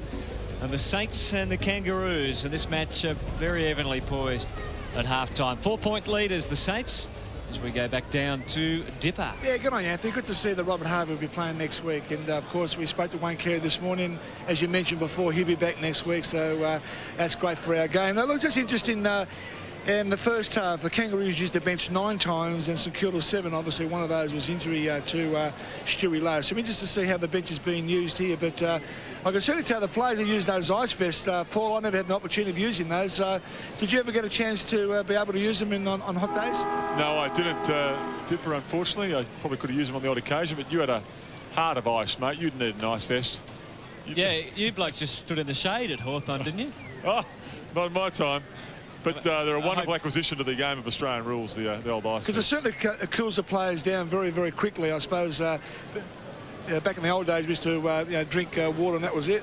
I hope Jason Dunstall's watching the cover. I hope he's got home after calling the match early this afternoon, because he loves references to that day in Brisbane. I'd be impressed with you. When he led the team into the shade at three-quarter time. I think he knows where you live too, Hutto, so just be careful. Ready to start the third quarter.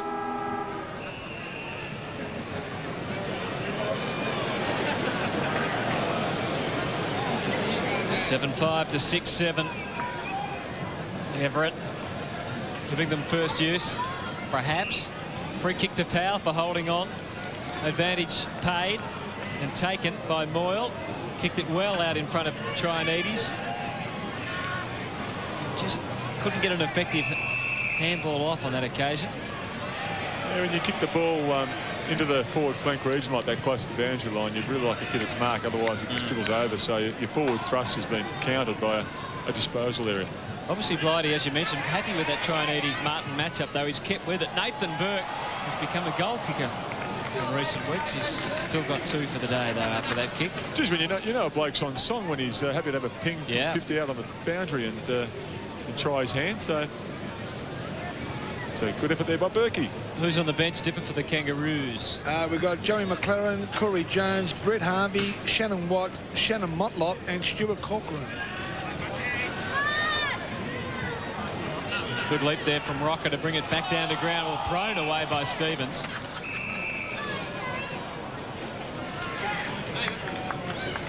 So the penalty free kick going St Kilda's way, and guess who? Surely he's not going to have a crack from 55 metres, is he? Oh, surely not. But he's been full of surprises lately. He's kicking from everywhere else. Spots out the Spider. They could kick it from this far out, and he's at a much better angle. I think the way Spider's been travelling in terms of the lack of opportunities he's had to kick goals, and kicked a beautiful one last week, didn't he, about 55 metres out? He'll have a crack at this. We'll get a good look at this one. And it might just come back the right amount. It does. Good confidence boost. It's a mistake anyone could make. Got in a drunken brawl, defending his wife, and he killed a guy. Now, his time is served. He's taking the first plane home. Today's flight is a special one. Alongside the world's deadliest criminals. What happened? They got the plane. Welcome to Con Air. Buckle up for TV's biggest blockbuster. Shoot it down. There are innocent people up there. Nicolas Cage, John Cusack, and John Malkovich. Con Air, Sunday on 7. Get him going. Well, it doesn't take much sometimes for a player to just to see a little sign of themselves. Sometimes it's a tackle, sometimes it's a handling exercise, but it's a good sign for Spider anyway. Oh, Archer. Oh, jeez. You just... Well, it's not exactly where you'd want to be standing when Archer comes charging through. Voss over the top of it. Bit of handling going on there. I think it's going to be a free to the Kangaroos. It's young Harris that's going to take it.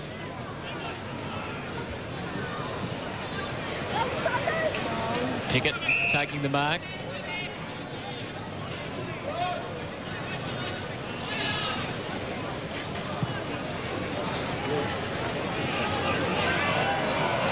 Oh, big chance for Shannon Grant.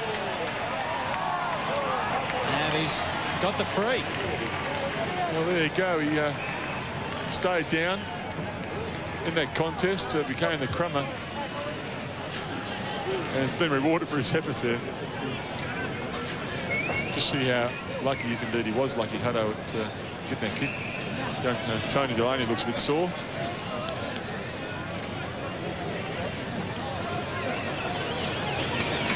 Loss coming off, replaced by Walton. And Grant drives it through.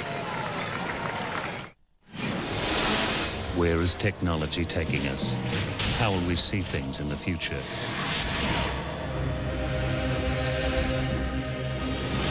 LG Electronics, digital technology that's changing the way we view the world right now. Crystal clear picture, totally flat screen, power surround sound, Flatron, never seen before. LG, life's good. LG, life's good. 8-6, plays 7-7.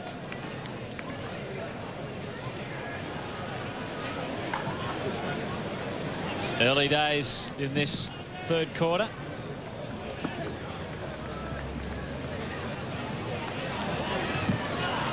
Oh, poor old Spider went to ground. Sav came charging through, laid it off very nicely. Sinclair, let's have a look at his disposal. That time, Paul got in the road. Young took it to ground and was given the benefit of the doubt there. Who's on the Saints bench, Dip? Well, we've got Justin Peckett, Ozzie Jones, who just can't seem to get into the game at the moment. We've got Capuano, Brett Voss has just come off, as you mentioned, Beetham, and Stewie Lowe, of course, who's injured. Well, I think that was Everett got the tap there. It went into dangerous territory. And the kick off the ground from Glenn Archer misses. Well, the Kangaroos are very good at keeping the ball alive and providing opportunities from nothing. And those centre square contests are often ugly, but when they are cleared, more often than not, they'll go just inside the top 50, which puts a lot of pressure on the defensive team. Sinclair just slipping in there to take that mark. Looks up at a couple of players at centre half forward. One of them Archer. Walton McKernan was lurking as well. Walton got the clearing kick away. Lang couldn't get a handle on it. Sinclair will go again. Powell did well and emerges with it. He's got a man on the wing, but he ignores him. He's looking for grander things, looking longer down the ground. Now he's bounced it 4 times. Got to use it. He doesn't do a bad job. Gave his teammate the run at it. But McCartney able to help and clean up. Colbert getting back. And Rawlings only had the boundary line in his sights, and it wasn't a great kick in the end. And Delaney should be able to give Kaczynski a chance here. He kicked it quickly. That's a good lead. And Lenny Hayes, playing as a forward, takes the mark. Well, young Rawlings paying a heavy price for his error there. He had time to dispose of the ball, as you pointed out, Hutto, and should have hit the boundary a bit harder, but then the decision comes into it. It's a great grab here. Good strong overhead mark, but his decision to follow up the ball and not get to the next contest was unfortunate, because it left a big hole when he vacated that area. Now the Saints lead by 10 again. Let's have a quick look at McClay's sale. Jeffrey, what about this wool blend Berber at $49 a metre? Jeffrey, what about Scotch Guard Plush, $45 a metre? Where is it? Keep up, Jeffrey. Look at these prices. 3 metre vinyl, $39 a metre. Why don't you stop throwing your weight around and get back to the Glen Osmond Road showroom? I love it when you're mad. Well, there's a controversial movie out at the moment, not starring Mickey Martin, but oh dear. Maybe if they do the stage play, then that look with the blood coming down from Mick Martin, he might be a chance. 10 points the difference. Brett Allen paying the free kick. Anthony Stevens, who's looking for a much better year than he had last year. Traumatic year for him last year, of course. McKernan takes the grab. I don't think he ever, I mean, you couldn't expect him to recover in that same season, really, from what happened to him at about this stage last year. It was the Grand Prix weekend. Amazing accident. He's a very, very lucky man, Steve. Anthony, so be very happy to be out there today playing football, and we're very happy to see him out there. As Corey lines up for a big one, he's got under it. And he's put it through, so another one. Well, there you go. There is absolutely no trends in this game that's of any sort that are helping us pick up one way or the other, but Mickey's going to... Do you reckon you'll bother with stitches on Mickey's scone? Aesthetically? No, don't be nasty. Oh, I've got the same problem. But you can't get the stitches in. It's a very important rule, that one.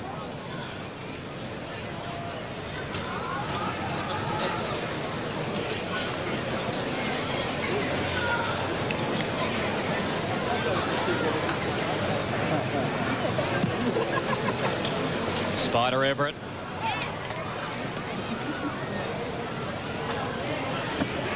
4 points to lead to the Saints. Maybe the Kangaroos can kick a couple in a row here. Rawlings, high kick. They gather all around it. Shannon Grant is lurking. Couldn't quite get onto it. Hall did get onto it. I think he might have learned his lesson from earlier then. Wasn't going to try and take them all on.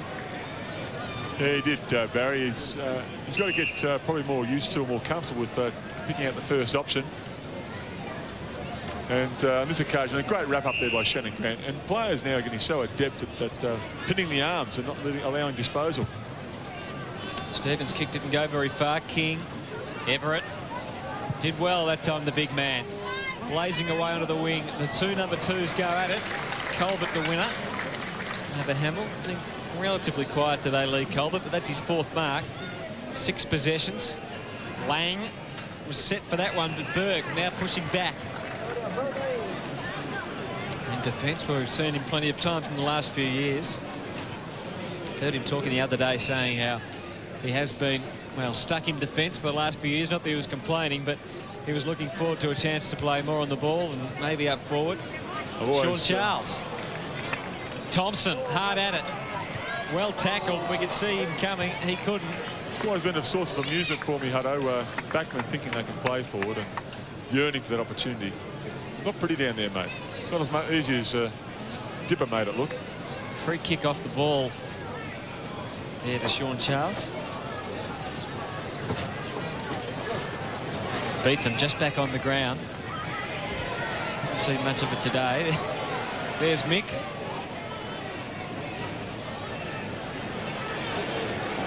I'm sure Trianides would be enjoying the fact that he's off the ground for the moment. But McCartney does the job instead. And gets in front of Trianides. And the Roos can work it to the outer side. Sinclair is the loose man. And he goes longer than that. King with Charles backing back. Now there's space. Charles lost his feet. So that allows King the chance to run into a pretty open forward line. Hall did well. He was the man that was strong and positive at the ball. King will get another crack at it. Off the left again. Well, if anything, he picked out Barry Hall, unless he was going for the boundary line. And if he was, then he did a tremendous job because it went out. Martin back on the ground, boys, all patched up there, and back on Trianides there. Free kick out of the full, was it? Or was it holding on? So it was out on the full, Hutto. Just a indiscriminate below the knee contact there. Gale's kick finds Young. Davis, no, it wasn't a good kick. Oh, fuck. I apologise. It was a great kick. Burke gives Davis the chance to release and go long right up to full forward. Johnny Blakey gets outmarked by Lenny Hayes again. Well, don't see that too often. Johnny Blakey been outmanoeuvred and outbodied, but there we see Nathan Burke in the thick of things. Yep. 1 minute he's on the back half, next minute he's pushing up hard to the wing for a great low mark and great hands off the deck. Well, Malcolm might have just found a new forward here in Lenny Hayes. That's just beautiful judgment. Yeah, as you said, good kid. Don't see that happen too often to Johnny Blakey. Hayes needs to convert, and he does. He puts it through.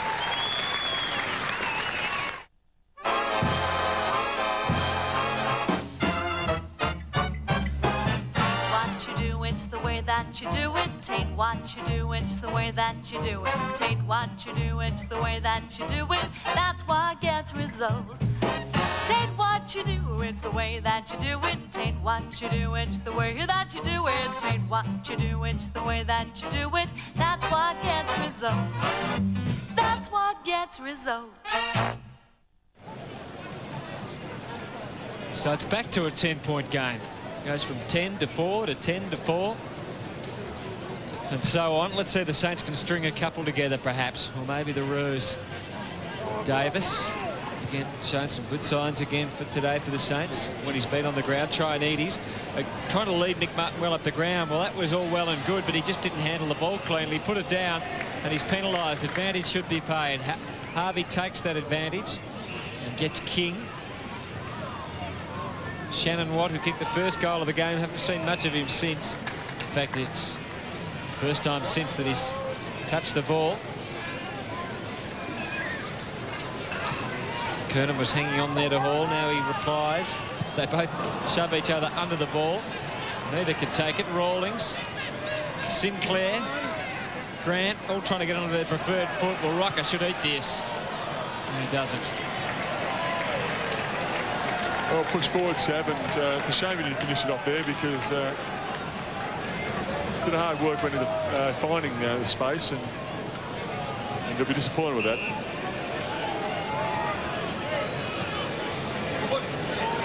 Knowles. Everett the target. Good spoil from Rocker. Allowing Harvey. King. Good grab. He's played very well today, David King, as you'd expect. 16 possessions and 6 marks. 1 goal, 1.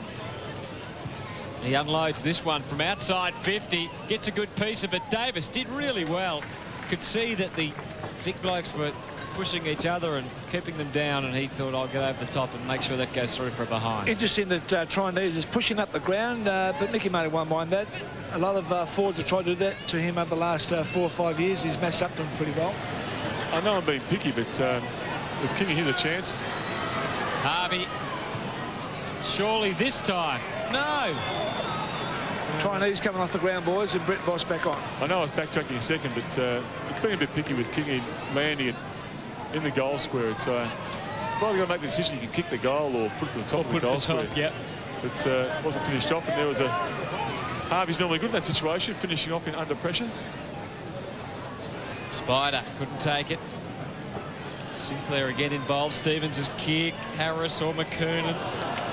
Again, well shark from Shannon Grant, but didn't have time and space to get a good kick away.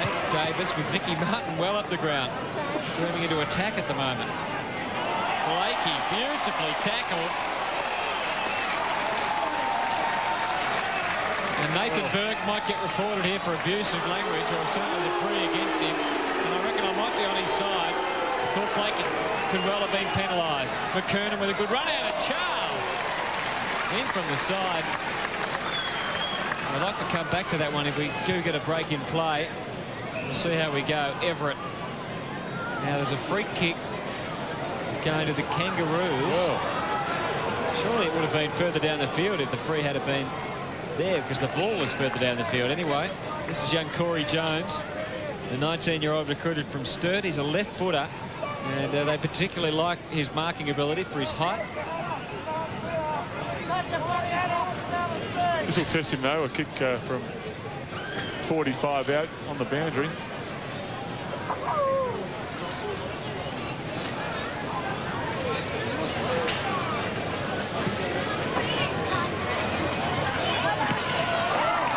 Taking the easiest of marks in the end.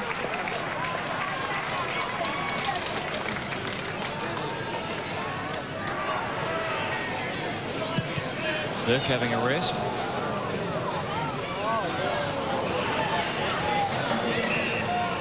Another free kick picked out.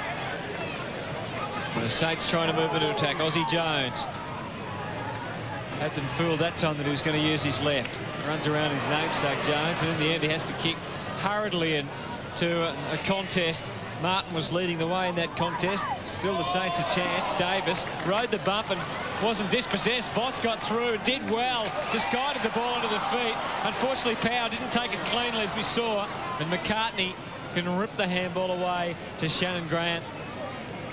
It's a shame it just broke down there because the mark wasn't taken and we were trying to dispose of it before we actually had possession of it. So what could have been a shot at goal for the Saints, it looks like it's definitely going to be a shot at goal for the Kangaroos with McKernan.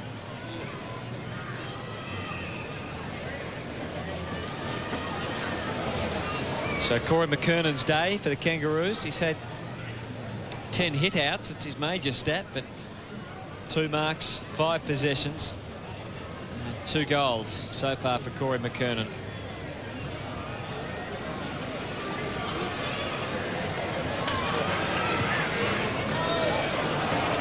He at least hasn't caught the disease. He kicks the goal. 7 News wants to visit your school, but first we need to hear from you. So email us here at 7 on this address and tell us some good news about you, your school, or what you're up to in the community. Thanks, Joe. And if the news is really good, then we'll fly out and make a story for that night's news. It's that easy. Hi, Jane. And it gives us the chance to get out of the studio. Sure does.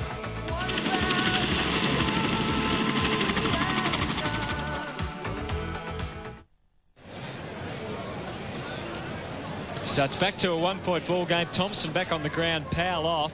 Powell was the man that dropped that mark at centre-half forward and had it spent before he got it. Suspect he's got Malcolm Blight in his ear as we speak. King. Grant. Everett now. Out wide. Harvey should be in best position to get to this. Charles, you can see, pursuing. Good support from the side from Byron Pickett. Doesn't mind the odd shepherd, Byron. Sinclair. Quick kick, but it should be all right for David King. With Beetham bearing down, King takes the mark. 65 from goal. Goes the pass option. Good kick. Good kick. Good lead from Shannon Grant. That's lovely. Here's a chance to put the Roos in front. He's a good kick too, Shannon.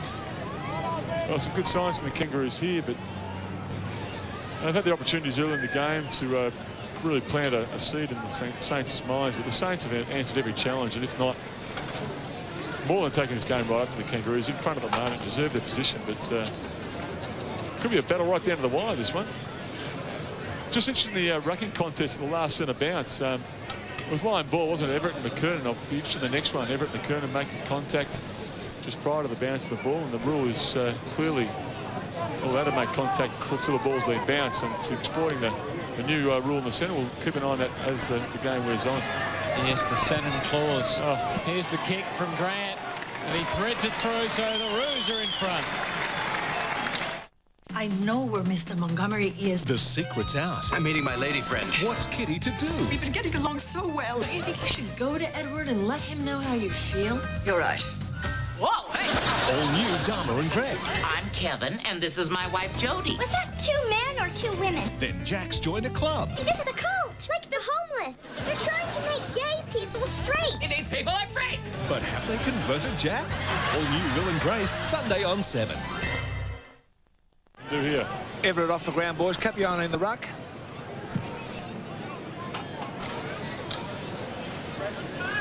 Moyle. Sinclair doing the shepherding. Pickett got to his feet pretty well in the end. Sinclair again. King had no support. It just went over his head, but somehow regains it. Likes those rangy long shots at goal. Just couldn't quite get the leverage that time. That could be 50. It's pretty fierce after he'd already taken the mark there, Capuano. It was a good play by Capuano because McKernan's pushed very aggressively forward. And Capuano's in the right spot. Very good at that situation. Rawlings swinging around. Tough bounce that time for Shannon Grant. Delaney, Gale, Delaney, Hayes. Now maybe the Saints can build. Free kick, I think it's going to Kangaroos' way for a bit of indiscriminate work off the top. Over the shoulder. Yeah. Some interesting ones here. Roch. That's what it must have been for Delaney. In the meantime, Savrocca has taken the mark, and he has a chance to put the Kangaroos 11 points up. Well, it's a discipline issue there. Tony Delaney probably regrets what he just did, and there's probably not much in it, but this year, seen already on the odd occasion, the umpires aren't going to let you get away with too much that bends the rules. Well, Big Sav, we know how confident we are in him from 40 to 50 out. Too close, you're saying? We'll wait and see. Well, Anthony's a bit the same, isn't he? Yeah. Takes his time like yourself, Paul. Put the ball down, pull his socks up. Oh, it's a... Take a break and be back with a kick in just a moment. Important kick, obviously, for the Roos. Here's Rocker. There you go. He's got it. He's put it through, so the Kangaroos now leading by 11. And suddenly the Saints under the gun a little bit. I enjoy that, Sav. He's worked pretty hard today. He's been pushed on the ball, up into the ruck, back forward. He's been alternating with Corey McKernan. If nothing else, the game will be good for his fitness level. But he's so dangerous on the lead. He always looks good, always looks like he's leading with intent, and he's just got to keep doing that when he's down there.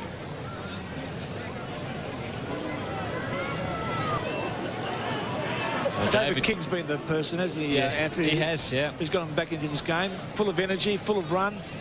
And surprisingly full of aggro and vocal words at the St Kilda players after that last goal. Unusual to see David King in that role. He was letting them know all about it. And the fact that now they are 11 points in front. Very out of character, that. Rawlings unloading. Good stretching lead from Rocker. He rode the wave again but couldn't take it. Hall cleaning up with Voss, who's pretty good at letting the traffic go by and not being rushed. Oh, poor kick from Beetham. Harris takes it, speared the pass in well, and Shannon Grant takes the mark, and suddenly things just falling apart a little bit for the Saints. Well, that's how to split a pack, Sav Rocker. He's certainly leading that sort of power, and he's such a big man that a couple of Saints players got a bit sore and sorry for themselves. This will test Shannon. He's going to be kicking from about 55 yards out, metres out. Taking a Dennis Lee-esque run-up. Not a bad effort. And falls short. So, doesn't quite make it. So the Kangaroos in front, 11-11-77, leading St Kilda 10-6-66 at three-quarter time. It's a real estate boom. It's up to you to choose a suburb. And it's lifting the value of your house. Yet the real boom is happening where you'd least expect it. Suburbs further north and south. Sold to you, sir. Find out as we go to a live auction on 7 News. All kinds of people go to dine at Manny's. All kinds of people just like you and me. Every day's a feast at Manny's Fish Cafe. So come along and join the feast today. At Manny's. Thinking about refinancing your home loan to pay it off sooner?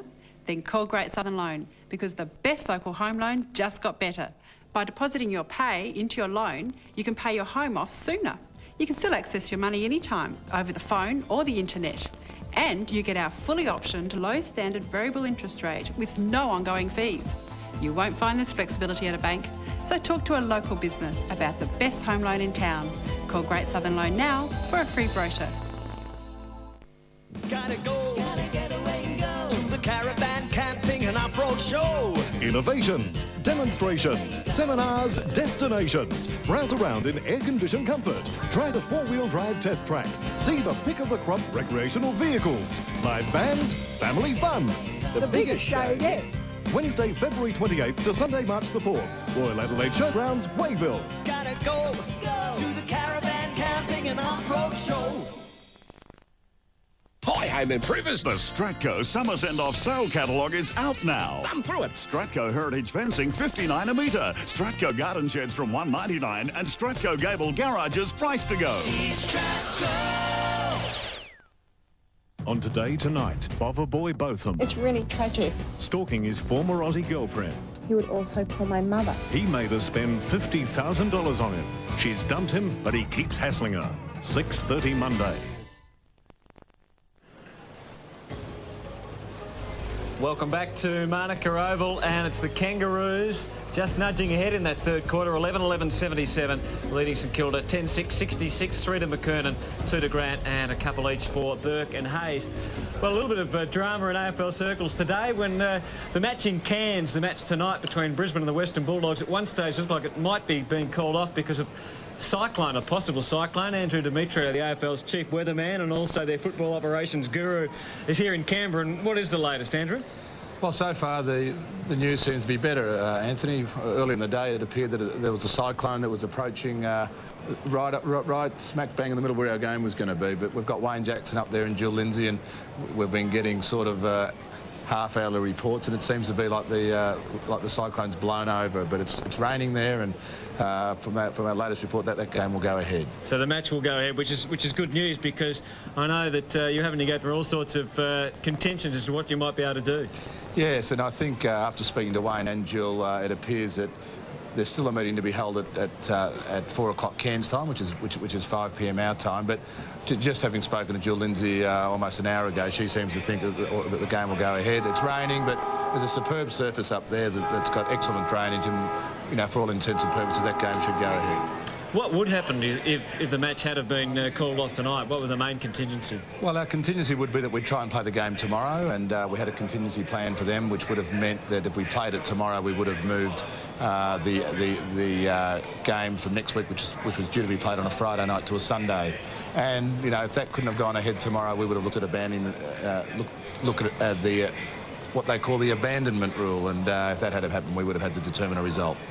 and everything going pretty well here in Canberra. Pretty healthy crowd, and I know they'll have a bigger crowd next week for Sydney and Essendon. Yeah, this is tremendous here. It's a wonderful facility. It's a good crowd. It's a great ground, and okay, it's a little bit hot today, but you know, we're really looking forward to this game finishing, which is going well, and obviously next week we've got a big game with Sydney and Essendon, and of course there's 2 home and away games here, and all the Canberra people have got right behind the game. It's been a big couple of weeks for the Ansett Cup, and I guess people hadn't had footy for such a long time, and the crowd seemed to be going pretty well in general. Yeah, if you look at last week, our first round, we had 43-odd thousand people more than this time last year, and even so far we had 15,000 odd in Adelaide last night, and I think 22 at Colonial Stadium. So I think all people are waiting for the football season to start. So fingers crossed. Hopefully the match to go ahead tonight. Thanks for joining us, Andrew. Not a problem. Good mate of yours, Robert Medico, is down on the boundary there. You've got bigger smile than him. Dipper, down to you. Thanks very much. Hello. Look at that. I forgot my socks. Sean Charles looks like he's off the ground. Looks like he's put a hamstring as well. As we said before, Lowy's players in these conditions are finding it very difficult just to keep up with the pace of it. Not good news for Sean, because he's just trying to get into this St Kilda side. He's been, you know, hassled with injuries the last 2 years at the Saints. So bad news there for Sean. Thanks, Dipper. So Sean Charles taking his place there on the bench.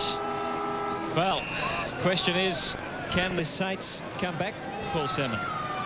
Well, of course they can. I know we've seen on many occasions already today that they've answered every challenge, but an important turnaround that late in that last quarter where the Kangaroos were 11 points down, now find themselves 11 points up. So let's see what the Saints can do in bridging this small gap. So 77 to 66. And I wonder what effect the heat will have in this last quarter. We've seen, as Dipper has been saying, a lot of rotation off the bench. So I guess most of the players should still have a bit left in them. Well, they should have a bit, but they're going to find it tough. No doubt that it'll test them all. But you know, they're pretty well trained. They've been training in the heat all summer, so it's just that when you get out, the intensity kicks up another level. Abraham unloads. Long one, right to the line. Grant, who's been a forward today, doing pretty well, not quite able to take it. Delaney clearing it. Capuano takes the mark. And now the Saints into attack. Oh, Hamill propped pretty well. Kazitsky, low kick. Aussie Jones. Archer just edging him away, and Trinides, who's back on the ground, as we can see, not able to take it cleanly. Dipper. Yeah, Johnny McLaren, Sinclair, Blakey, Daniel Pratt, Adam Lang and Shannon Motlop start on the bench in this last quarter for the Kangaroos. 77 to 66. Archer. Saints would dearly love a goal here to really even it back up again. Cochran underneath it. McCartney did all but take the mark that time, didn't he? Davis, Burke went back a long way, and in the end really kicked it to a one-on-one contest. Certainly did open it up though. Handball out wide to Brett Voss. He just held onto it a fraction long that time and is penalised. Callaghan had given him the handball.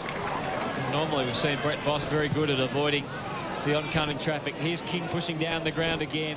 Been a terrific player for them this afternoon. 21 possessions, 8 marks. And 1 goal, 1 for David King. Rocker's on a long lead. Wasn't the best of deliveries. Rocker just got the handball away. Shannon Grant off the right boot. You don't see that too often. His vision wasn't all that good. Capuano filling back into the hole, and he can run with it. And then he looks up and says, where will I go? Has to go along. Koitsky was the target. Harvey gets Stevens. And this time McKernan it is on the end of the lead. Well, and he is within range, and he's already kicked 3 goals this afternoon. Yeah, it's an interesting situation, Hutto, where the 2 ruckmen giving one another some space there. Capuano pushed back from Mark in the back line, and Corey was pushing forward and found himself in the best position to take full advantage of a very smart pass there. And we saw him kick one earlier from about this distance out down the other end, so he'd be pretty confident with himself here. Corey McKernan for golf, number 4. I think he's put it through. Greatest survivors. They have thrived for more than 450 million years. Witness an absolutely superb premiere special exploring the awesome world of sharks. Jurassic Shark premieres tonight, 6:30. They've all chosen their perfect dates. It's not a game anymore. This is the episode where things really start to happen. I don't think you want to watch the rest of that. I have to play the rest of the clip. Temptation Island, Tuesday, 9:30. So the Saints bench looking on. 4 goals for Corey McKernan. Yeah, we've got Pickett, Everett, Charles and Hall, of course. I'm sorry, Lowy. There's some experience on that bench. So Malcolm Blight going with youth for the last quarter. And they need to get a bit of a run on now. Thompson got a free, then he decided to play on, and then he dropped the ball. Umpire lets it all go now. King. He's your match winner today, I think, here. Going for one of his traditional runs. Goes for Sav. In from the side, Stevens, an unlikely leaper. Quick kick into the square from McLaren. Harvey can't keep it in. You just worry about another goal from St Kilda's perspective, another goal to the Kangaroos here. Be all over, I think, if they kicked another one. Well, you're a bold man, Anthony Hudson. It's quite possible. It could just break the back of the Saints. Well, I couldn't see them going back from 23 points down, but still time, obviously. But, well, they're going to have to try now because Stevens has kicked that goal.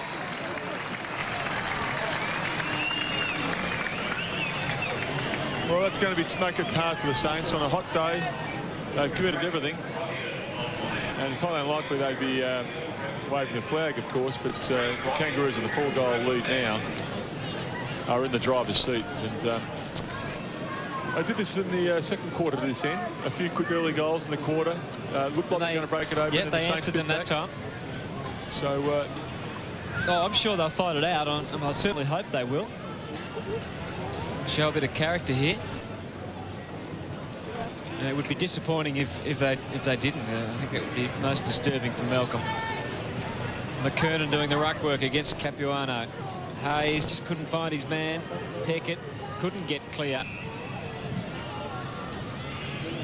You can't question either side's attack on the ball today. Their endeavours have been right, and as evidenced by the scoreboard, it's been an arm wrestle all day, and it just appears that the signs are there that the Kangaroos, just maybe by sheer weight of numbers, might take the game out. Pickett could have taken the advantage there, but no, free kick going to the Kangaroos. Lee Colbert.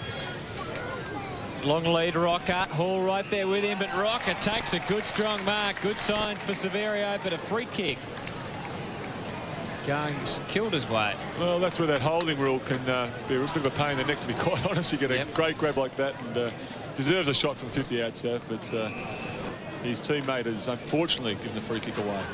Matthew Young bounding out of defence, looks for Hamill, who really hasn't been able to hold on to too many today. Just the one mark from Aaron Hamill. Pickett unloads. Kozinski gets to the front, gets a free kick. You mentioned Aaron Hamill, and although he's only taken one mark, the thing I've been quite impressed with is when he's been in the pack situation, he's actually managed to direct the ball on his spoil. He's pushed it to the favoured side of his teammates, and that's been a really impressive part of his game. He's well known and highly regarded for his team play, and that's just one element. One we saw an earlier example earlier in this quarter, and it's just under that much pressure at that speed to still be able to direct the ball in the contest, make the decision you can't take the mark, put it to your teammate. It's a credit to him. There's a well-directed pass too from Kozinski. Lenny Hayes. Disappointing result for the Saints. Very disappointing indeed. Despite Everett coming on, sorry Anthony, right. coming on to finish off the game for the Saints, Capuano has done a fantastic job today, I think, for the Saints. Just coming off the ground, fairly, he's puffing. Just gasping for air as we see him down the bench going for the wet towel. It's understandable, mate. He's had a big day, Matthew, so he deserves the break. Hamill has to get involved straight away there. Abraham handled in front of himself, wanted the free. Good work from Gale. Hamill, surprising fumble there on that occasion. Well done by Knowles. Didn't quite get the kick away in the end, though, that he would have liked. It's like a ball on a pinball machine there for a second, but finally bottled up. And credit to the guys that they're still going with that sort of zest and zing at this stage in the game. Umpire Darren Morris, the man with a cap, bouncing the ball, or throwing the ball up, I should say, as they do around the ground in Ansett Cup. Moyle. Chinedes versus Martin. Well, he's not going to win too many one-out duels when Mickey Martin gets the chance to use the body. And he wasn't quite on a fast enough lead then to be able to exploit him for pace. This is Brady Rawlings now. Kangaroos leading 13-11 to 10-7. Everett back on the ground, as we said, trying to get in the road of McKernan, but he can't. So Corey McKernan, who's had 14 hit-outs today, just the 3 marks, but he's kicked 4 marks, in fact, but he's kicked 4 goals. Going back for number 5, and he has launched at Rocker. Not paid. Oh, well, unlucky. Gee, they're making him earn it, aren't they? The last one they paid a free against them. And that one, to me, I'll be happy to correct myself if the replay shows that he didn't control it, but it did appear that way first up. I'm with you, Hutto. I thought he had enough of it there. Pickett. McLaren trying to get at him. Just couldn't quite. Again, a tough one. Oh, he came from behind. Callahan, he pushed out anyway, and that's what the free was for. I think it's going to have to come back. Lang was the man that took the mark, but the free was for the push. Let's have a look at Rocker. Was this a mark? What's your decision? Well, did you still think it was a mark? Or no, actually, I thought he didn't really bring it all the way to the ground. Oh. He lost it on the way down. All right. It's been hard, isn't it? Yeah, no, well, we said we could correct ourselves if the replay showed we were wrong. Something. Yeah, the thing where he probably said was not to make a lead earlier, to take Hall out of the goal square a bit early, to leave it open for McKernan's shot. So he found himself doubling back in a situation where he probably didn't need to be going for the mark. But here's Hayes as the Saints move into attack. Hamill had 4 to beat then. Pretty tough for him. Gets support from Callahan. Terrific support in the end, but he was exhausted, I guess, by the time he got to there and had to kick quickly. And Lee Colbert can run out of defence. He'll look ahead where David King has the hand in the air, but he's going to ignore that. Got good shepherding from Harvey and from Martin, and in the end he goes to Motlop. And that's a good bit of body work from Motlop. Harvey just run past him if he gets it here. He's been clever today, Motlop. He takes on Knowles and then spears it to Rocker. I'm glad I said he'd been clever today, just before he did that great pass to Rocker. He's been pretty good with his hands and his feet today, and he's shown us just what a talented player he is. Here we go, a little dummy back to his right. And fine Sab. Now Sab's a real good chance from here. Been kicking pretty well. I've backed him today, I think I'll back him again. Another one of your houses up for grabs here, Fish.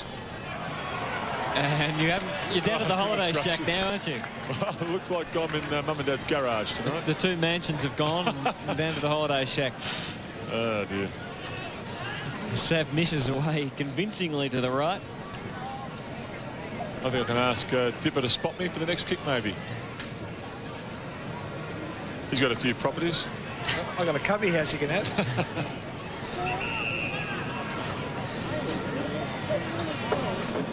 (13-12 to 10-7). Well, the game in danger of petering away if the Saints can't get a quick goal now. Once again, King just did some hard work, just kept the ball in play, or kept the ball in the 4 line there. He's such a great asset, especially with Archie 2 up in the 4 line, because they just tackle and run. And there's no doubt about that, Dipper. He's such a he leads by example, and even in that zone situation where they're zoning up and the coaches want plenty of movement from their players. The last quarter of an Ansett Cup fixture on a hot day in Canberra, and he's still doing a job like that. He's an absolute pro. Brett Voss. Pickett with some space around him and players running past. Young has got a lot of space in front of him, can keep going. In the end, he goes to a pretty much vacant goal square. Callahan couldn't get onto the end of it. And with that little slip, perhaps the Saints' chances also going begging this afternoon. 13-12 plays 10-8. There's about 7 minutes of actual play remaining. Well, that sounds funny, but it sounds harder. It's actually harder than it looks when you're forward with a guy with plenty of time coming through midfield to actually catch their eyes before you lead. And if you make that wrong move, you're out of the question, mate, out of the picture then, and they go to another option. So it's important the eyes are up for the player carrying the ball. To give the forwards every opportunity of putting themselves in a good position. Stuart Lowe, he'll be contemplating what's ahead for him after, we think, tearing his hamstring pretty badly. We'll find out more about that after the game. I'll tell you what, mine Aaron Hamill was a ruckman if he was about 10 inches taller. Yeah. He's been very good with his hands. Nathan Burke has bombed one in, but not quite able to put that through. And speaking of after the game, if you're a Kangaroos supporter, you should definitely hang around, because we're going to take a bit of a trip down the old memory lane to have a look back at the 1980 and Escort Cup, as it was then, grand final. And should the Collingwood supporters hang around? I don't think the Collingwood supporters should stay and watch. Perhaps they should just go outside and do some supporters gardening. of all clubs should hang around to watch Apart that one. from the Collingwood supporters. Come on, don't spoil. They don't know the result yet. Yeah, look away if you don't want to know the result. 13-12-90 to 10-9-69. Sinclair over the top, trying to apply the tackle on Powell. Thompson, McCartney, Colbert. Didn't have much to go to then. Remarkably found Sinclair. Brett Voss. He's had a pretty good game again this afternoon. Yes, he's going to be a very handy pickup for the Saints, and he's shown even in his first two games that he's going to have a lot to offer them. Kazitsky also shown a bit. Knowles runs his measure and then some, and then kicks a goal. So maybe the Saints have still got a sniff.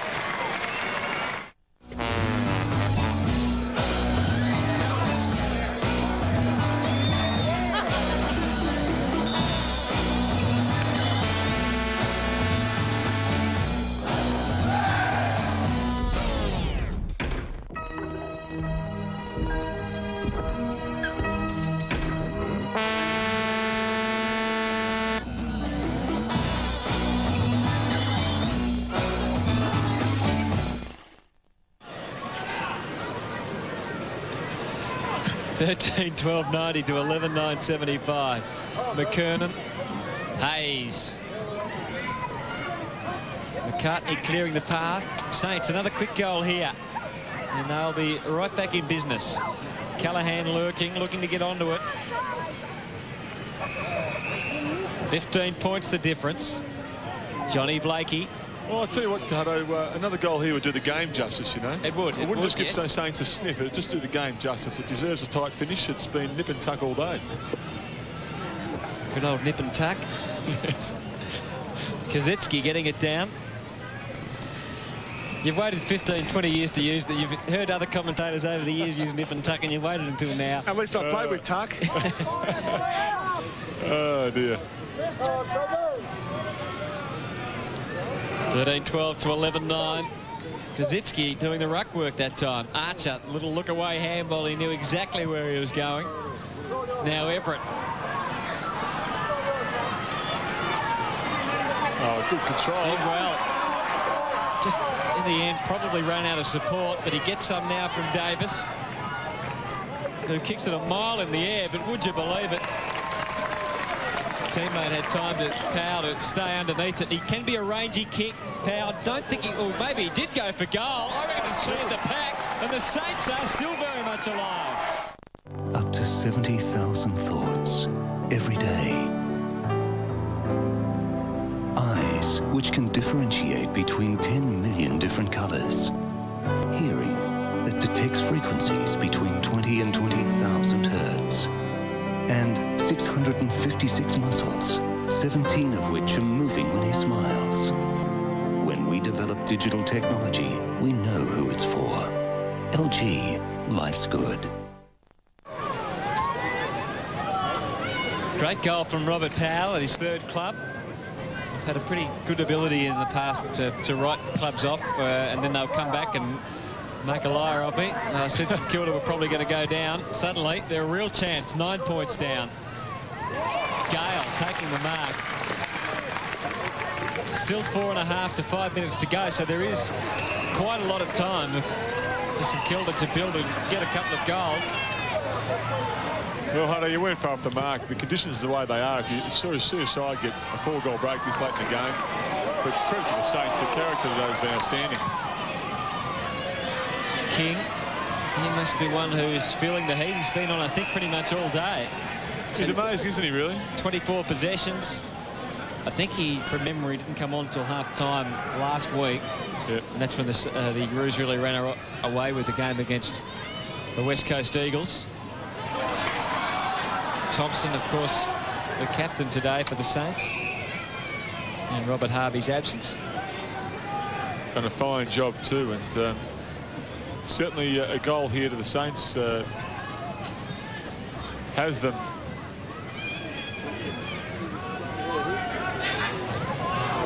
Very much within range. Yes, exactly right. Sorry to distract you there, Paul. Here comes Trianides over the top. Delaney well wrapped up. Canberra certainly puts a bit of bite back in St Kilda. He's got on the ruck. He's won the last 2 duels, and of course when you take that ball before, see how he goes here. Lang over the top. 3.5 minutes remaining in this Ansett Cup match.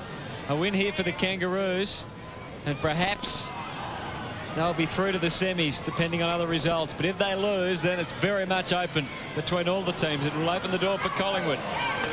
And the Saints get it away. Moyle runs again, his measure. Oh, didn't have anywhere to go. Went for the boundary line and will get that result, which is all very well.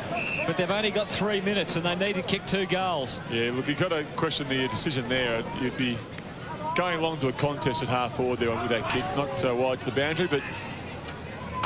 Well, Captain Thompson going off. Beetham gets around onto his right. Martin's in front. He's got Pickett there as well. Plenty of roos across half-back, in fact, as it turns out. Makepeace with time to get Rocker. Just misses. Here's Barry Hall's chance then. Oh, Rocker wanted it more in the end. Hall stayed and persisted and harassed, but Stevens took it away. And Daniel Motlop takes the mark, puts the ball up, and then proceeds to get the ball straight back at him. Brett Voss doing the smothering. 2.5 minutes remaining, and again it's looking a little likely for the Saints. Thompson's had a quiet day actually, stats-wise, Paul. Yeah, it hasn't been one of his best days, but unfortunately for Tomo, that'd be a rare one for him, of course. One kick and... Is that all? One handball. It's amazing. It is one of the lowest days stats-wise that I've ever seen for Andrew Thompson. Sinclair, Archer. We've seen more of nip and tuck. They can be very deceptive though, the stats, can't they? Lang, low kick onto the wing. I wasn't referring to his stats game, I was referring to his leadership endeavour. Yep, Moyle takes it over the line. And it's out of bounds. For those that missed it, Paul said that Andrew Thompson had led very well as a captain earlier. That was all. Led them onto the ground very well. Just hadn't had a lot of kicks, that's all. He could be a chance to win the TV, like Robert Klopp did all those years ago. I'd give it to him. Oh, dear me. 13-12-90 to 12-9-81. 1 minute and 48 seconds remaining. Could it be that the Canberra altitude is finally getting to me? Possibly it is.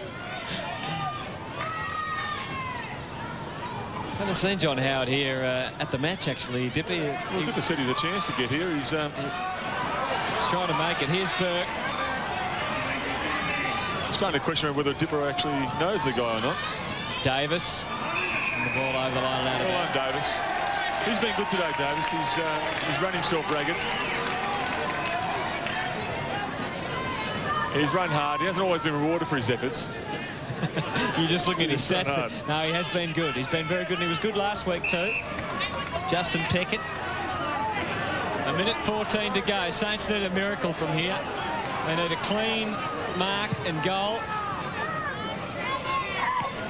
And Trianides wasn't likely to get it in that way. So now the Kangaroos with a minute to go. And Archer streaming out of defence will just hold things up. Didn't have much on offer there, but he just waited nicely.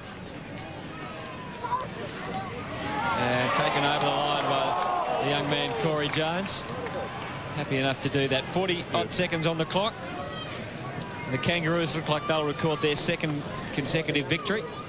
So maybe it'll come down to next week's Collingwood West Coast match, Collingwood Kangaroos match to see who advances in Group 2 to the semi-finals. Stevens goes for McKernan, who's kicked 4 today. Pickett rushing clear. Late chance for the Saints through Moyle. Went over Kazitsky. Hamill crashed through the pack. Just away from Paolo. Byron Pickett takes it away. Well, they've got 10 seconds to try and get it down to Sam. He might go all the way, Byron. Looks up and says, I'm going to have a crack. Oh, he just ran out of power in the end. His kick will be okay, though. And David King takes the mark. And well done, Byron Pickett. I think the altitude got to him in the end. He just ran out of steam. And he just got the kick away with enough penetration on it to find David King. So the Kangaroos will win here. Saints certainly not disgraced. The margin 9 points as David King lines up. Oh, it's a great last-minute effort there by Byron Pickett. Stretch the legs. And King is going to make his way here. He's going to savour the moment, I think. He's also employing the salmon routine. Well, he'd pull his socks up and take his jumper in, surely. What do you think? You put one of your properties on him? One of my properties? Yep, I'll put one on.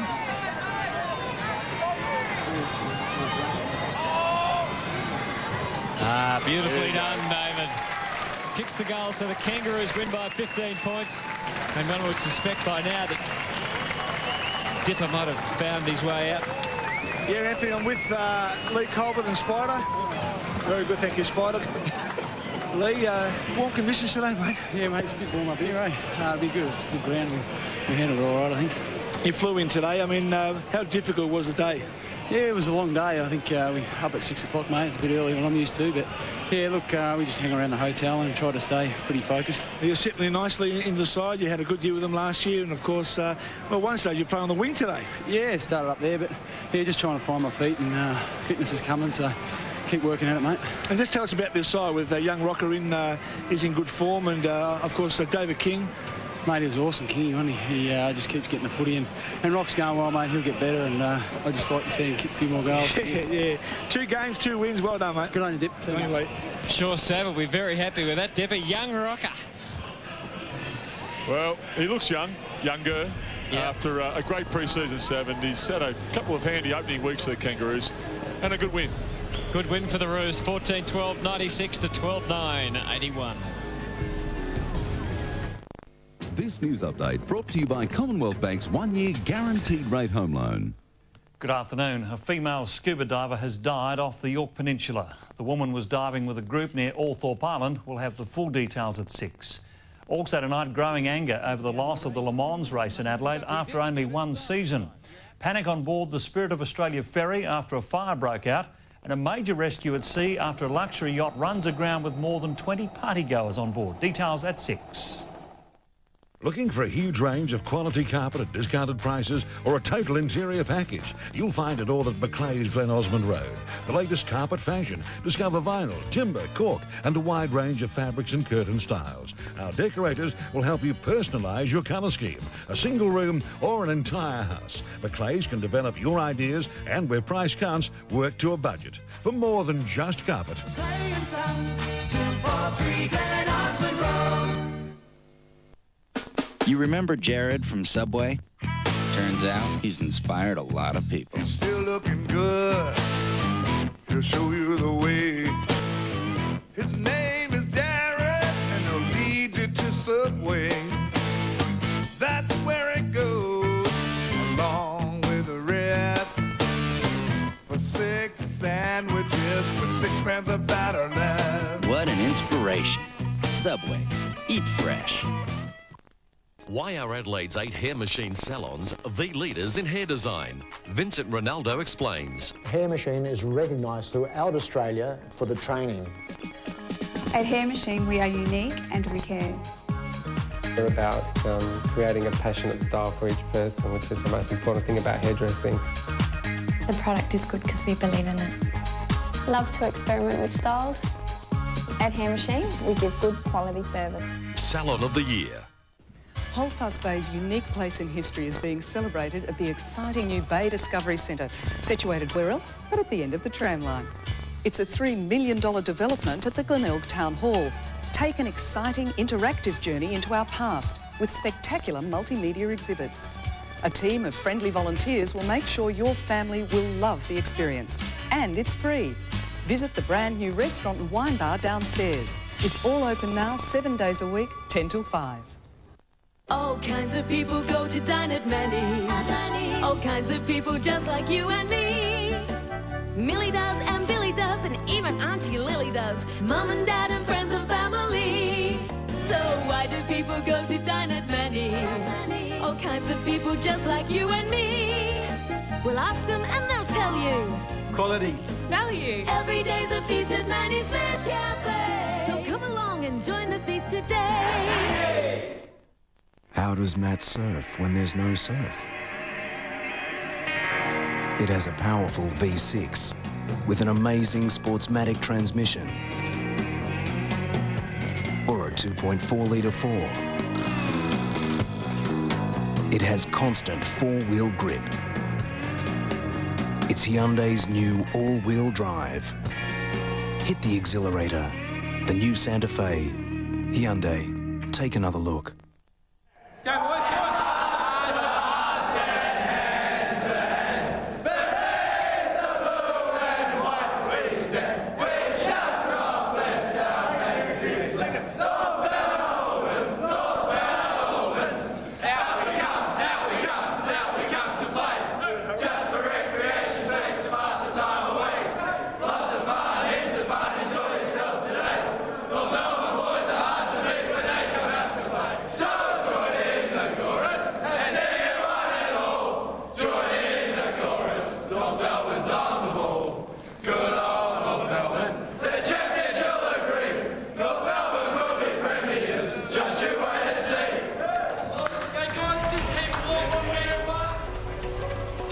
So 2 out of 2 for the Kangaroos, 14-12, 96 to 12-9, 81.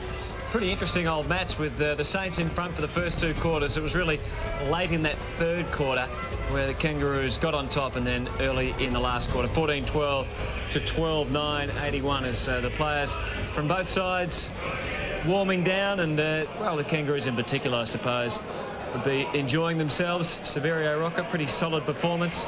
Mickey Martin back for his first game. Anthony Stevens finding some form, and Shannon Grant pretty prominent. So I'll certainly be enjoying this fact that Wayne Carey is going to be back very shortly as well, and will rejoin and strengthen this Kangaroos lineup, Paul Salmon. Yeah, they've got a lot to look forward to, the Kangaroos, with the return of Wayne Carey. But look, there's no questions. A quality hit out for the Kangaroos today. The Saints threw everything at them, and the stretching after a win is always a little bit easier after a victory, and they should be pretty pleased with themselves. I mean, this man, David King, he was dominant today, wasn't he? He was just all over the game like a rash, and you know, we'd like to see some of the younger players. They were all pretty serviceable though, but nothing extreme. Well, plenty of highlights for both sides really for the day, and St Kilda certainly can take some heart, not only the way they started and in this third quarter, but also the way they came fighting back at the end and were a chance. Well, they took the game more than right up to Kangaroos. Early in the game, you said they were dominant. They answered every challenge as the game wore on. There was nothing to suggest that this game wouldn't go right down to the wire. It was just a couple of bursts by the Kangaroos that separated, that made all the difference. And for most part of the game, the Saints were able to answer those bursts, and we saw some quality goals, kicks, some quality movement of the ball up the ground. And Lenny Hayes, we just saw a moment ago, he perhaps could be, well, obviously he's a fine midfielder, but kicked a couple of goals and looked good. And what about Severio? How do you assess his performance today? Well, serviceable Severio. He was disrupted a bit by the game he was asked to play into the ruck and down and forward, but I think he worked pretty well in tandem with Corey. And, it's a very promising structure they've got in place, the Kangaroos, with regards to their forward line.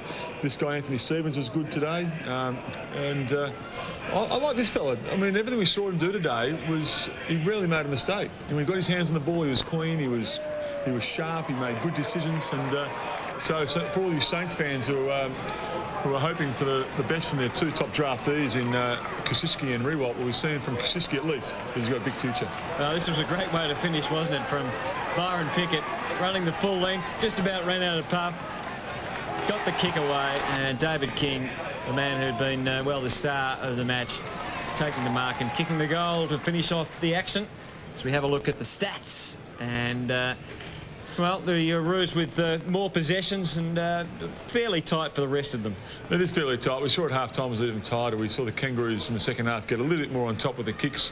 The in-dispute balls, they've made a bit of space there, and the centre breaks at half-time around 7-8 and turned at the end of the game at 16-10. So the Kangaroos started to gain a little bit of ascendancy in some critical areas, but the Saints were far from disgraced today. The improvement in the Saints from 7 days ago was vast, and I think they can look forward with much greater optimism to the ensuing weeks ahead. Yeah, some injury concerns for both sides, particularly Stuart Lowe at St Kilda, but Dennis Pagan, all the smiles at the moment. We'll take a break and continue to wrap up here from Manuka after this.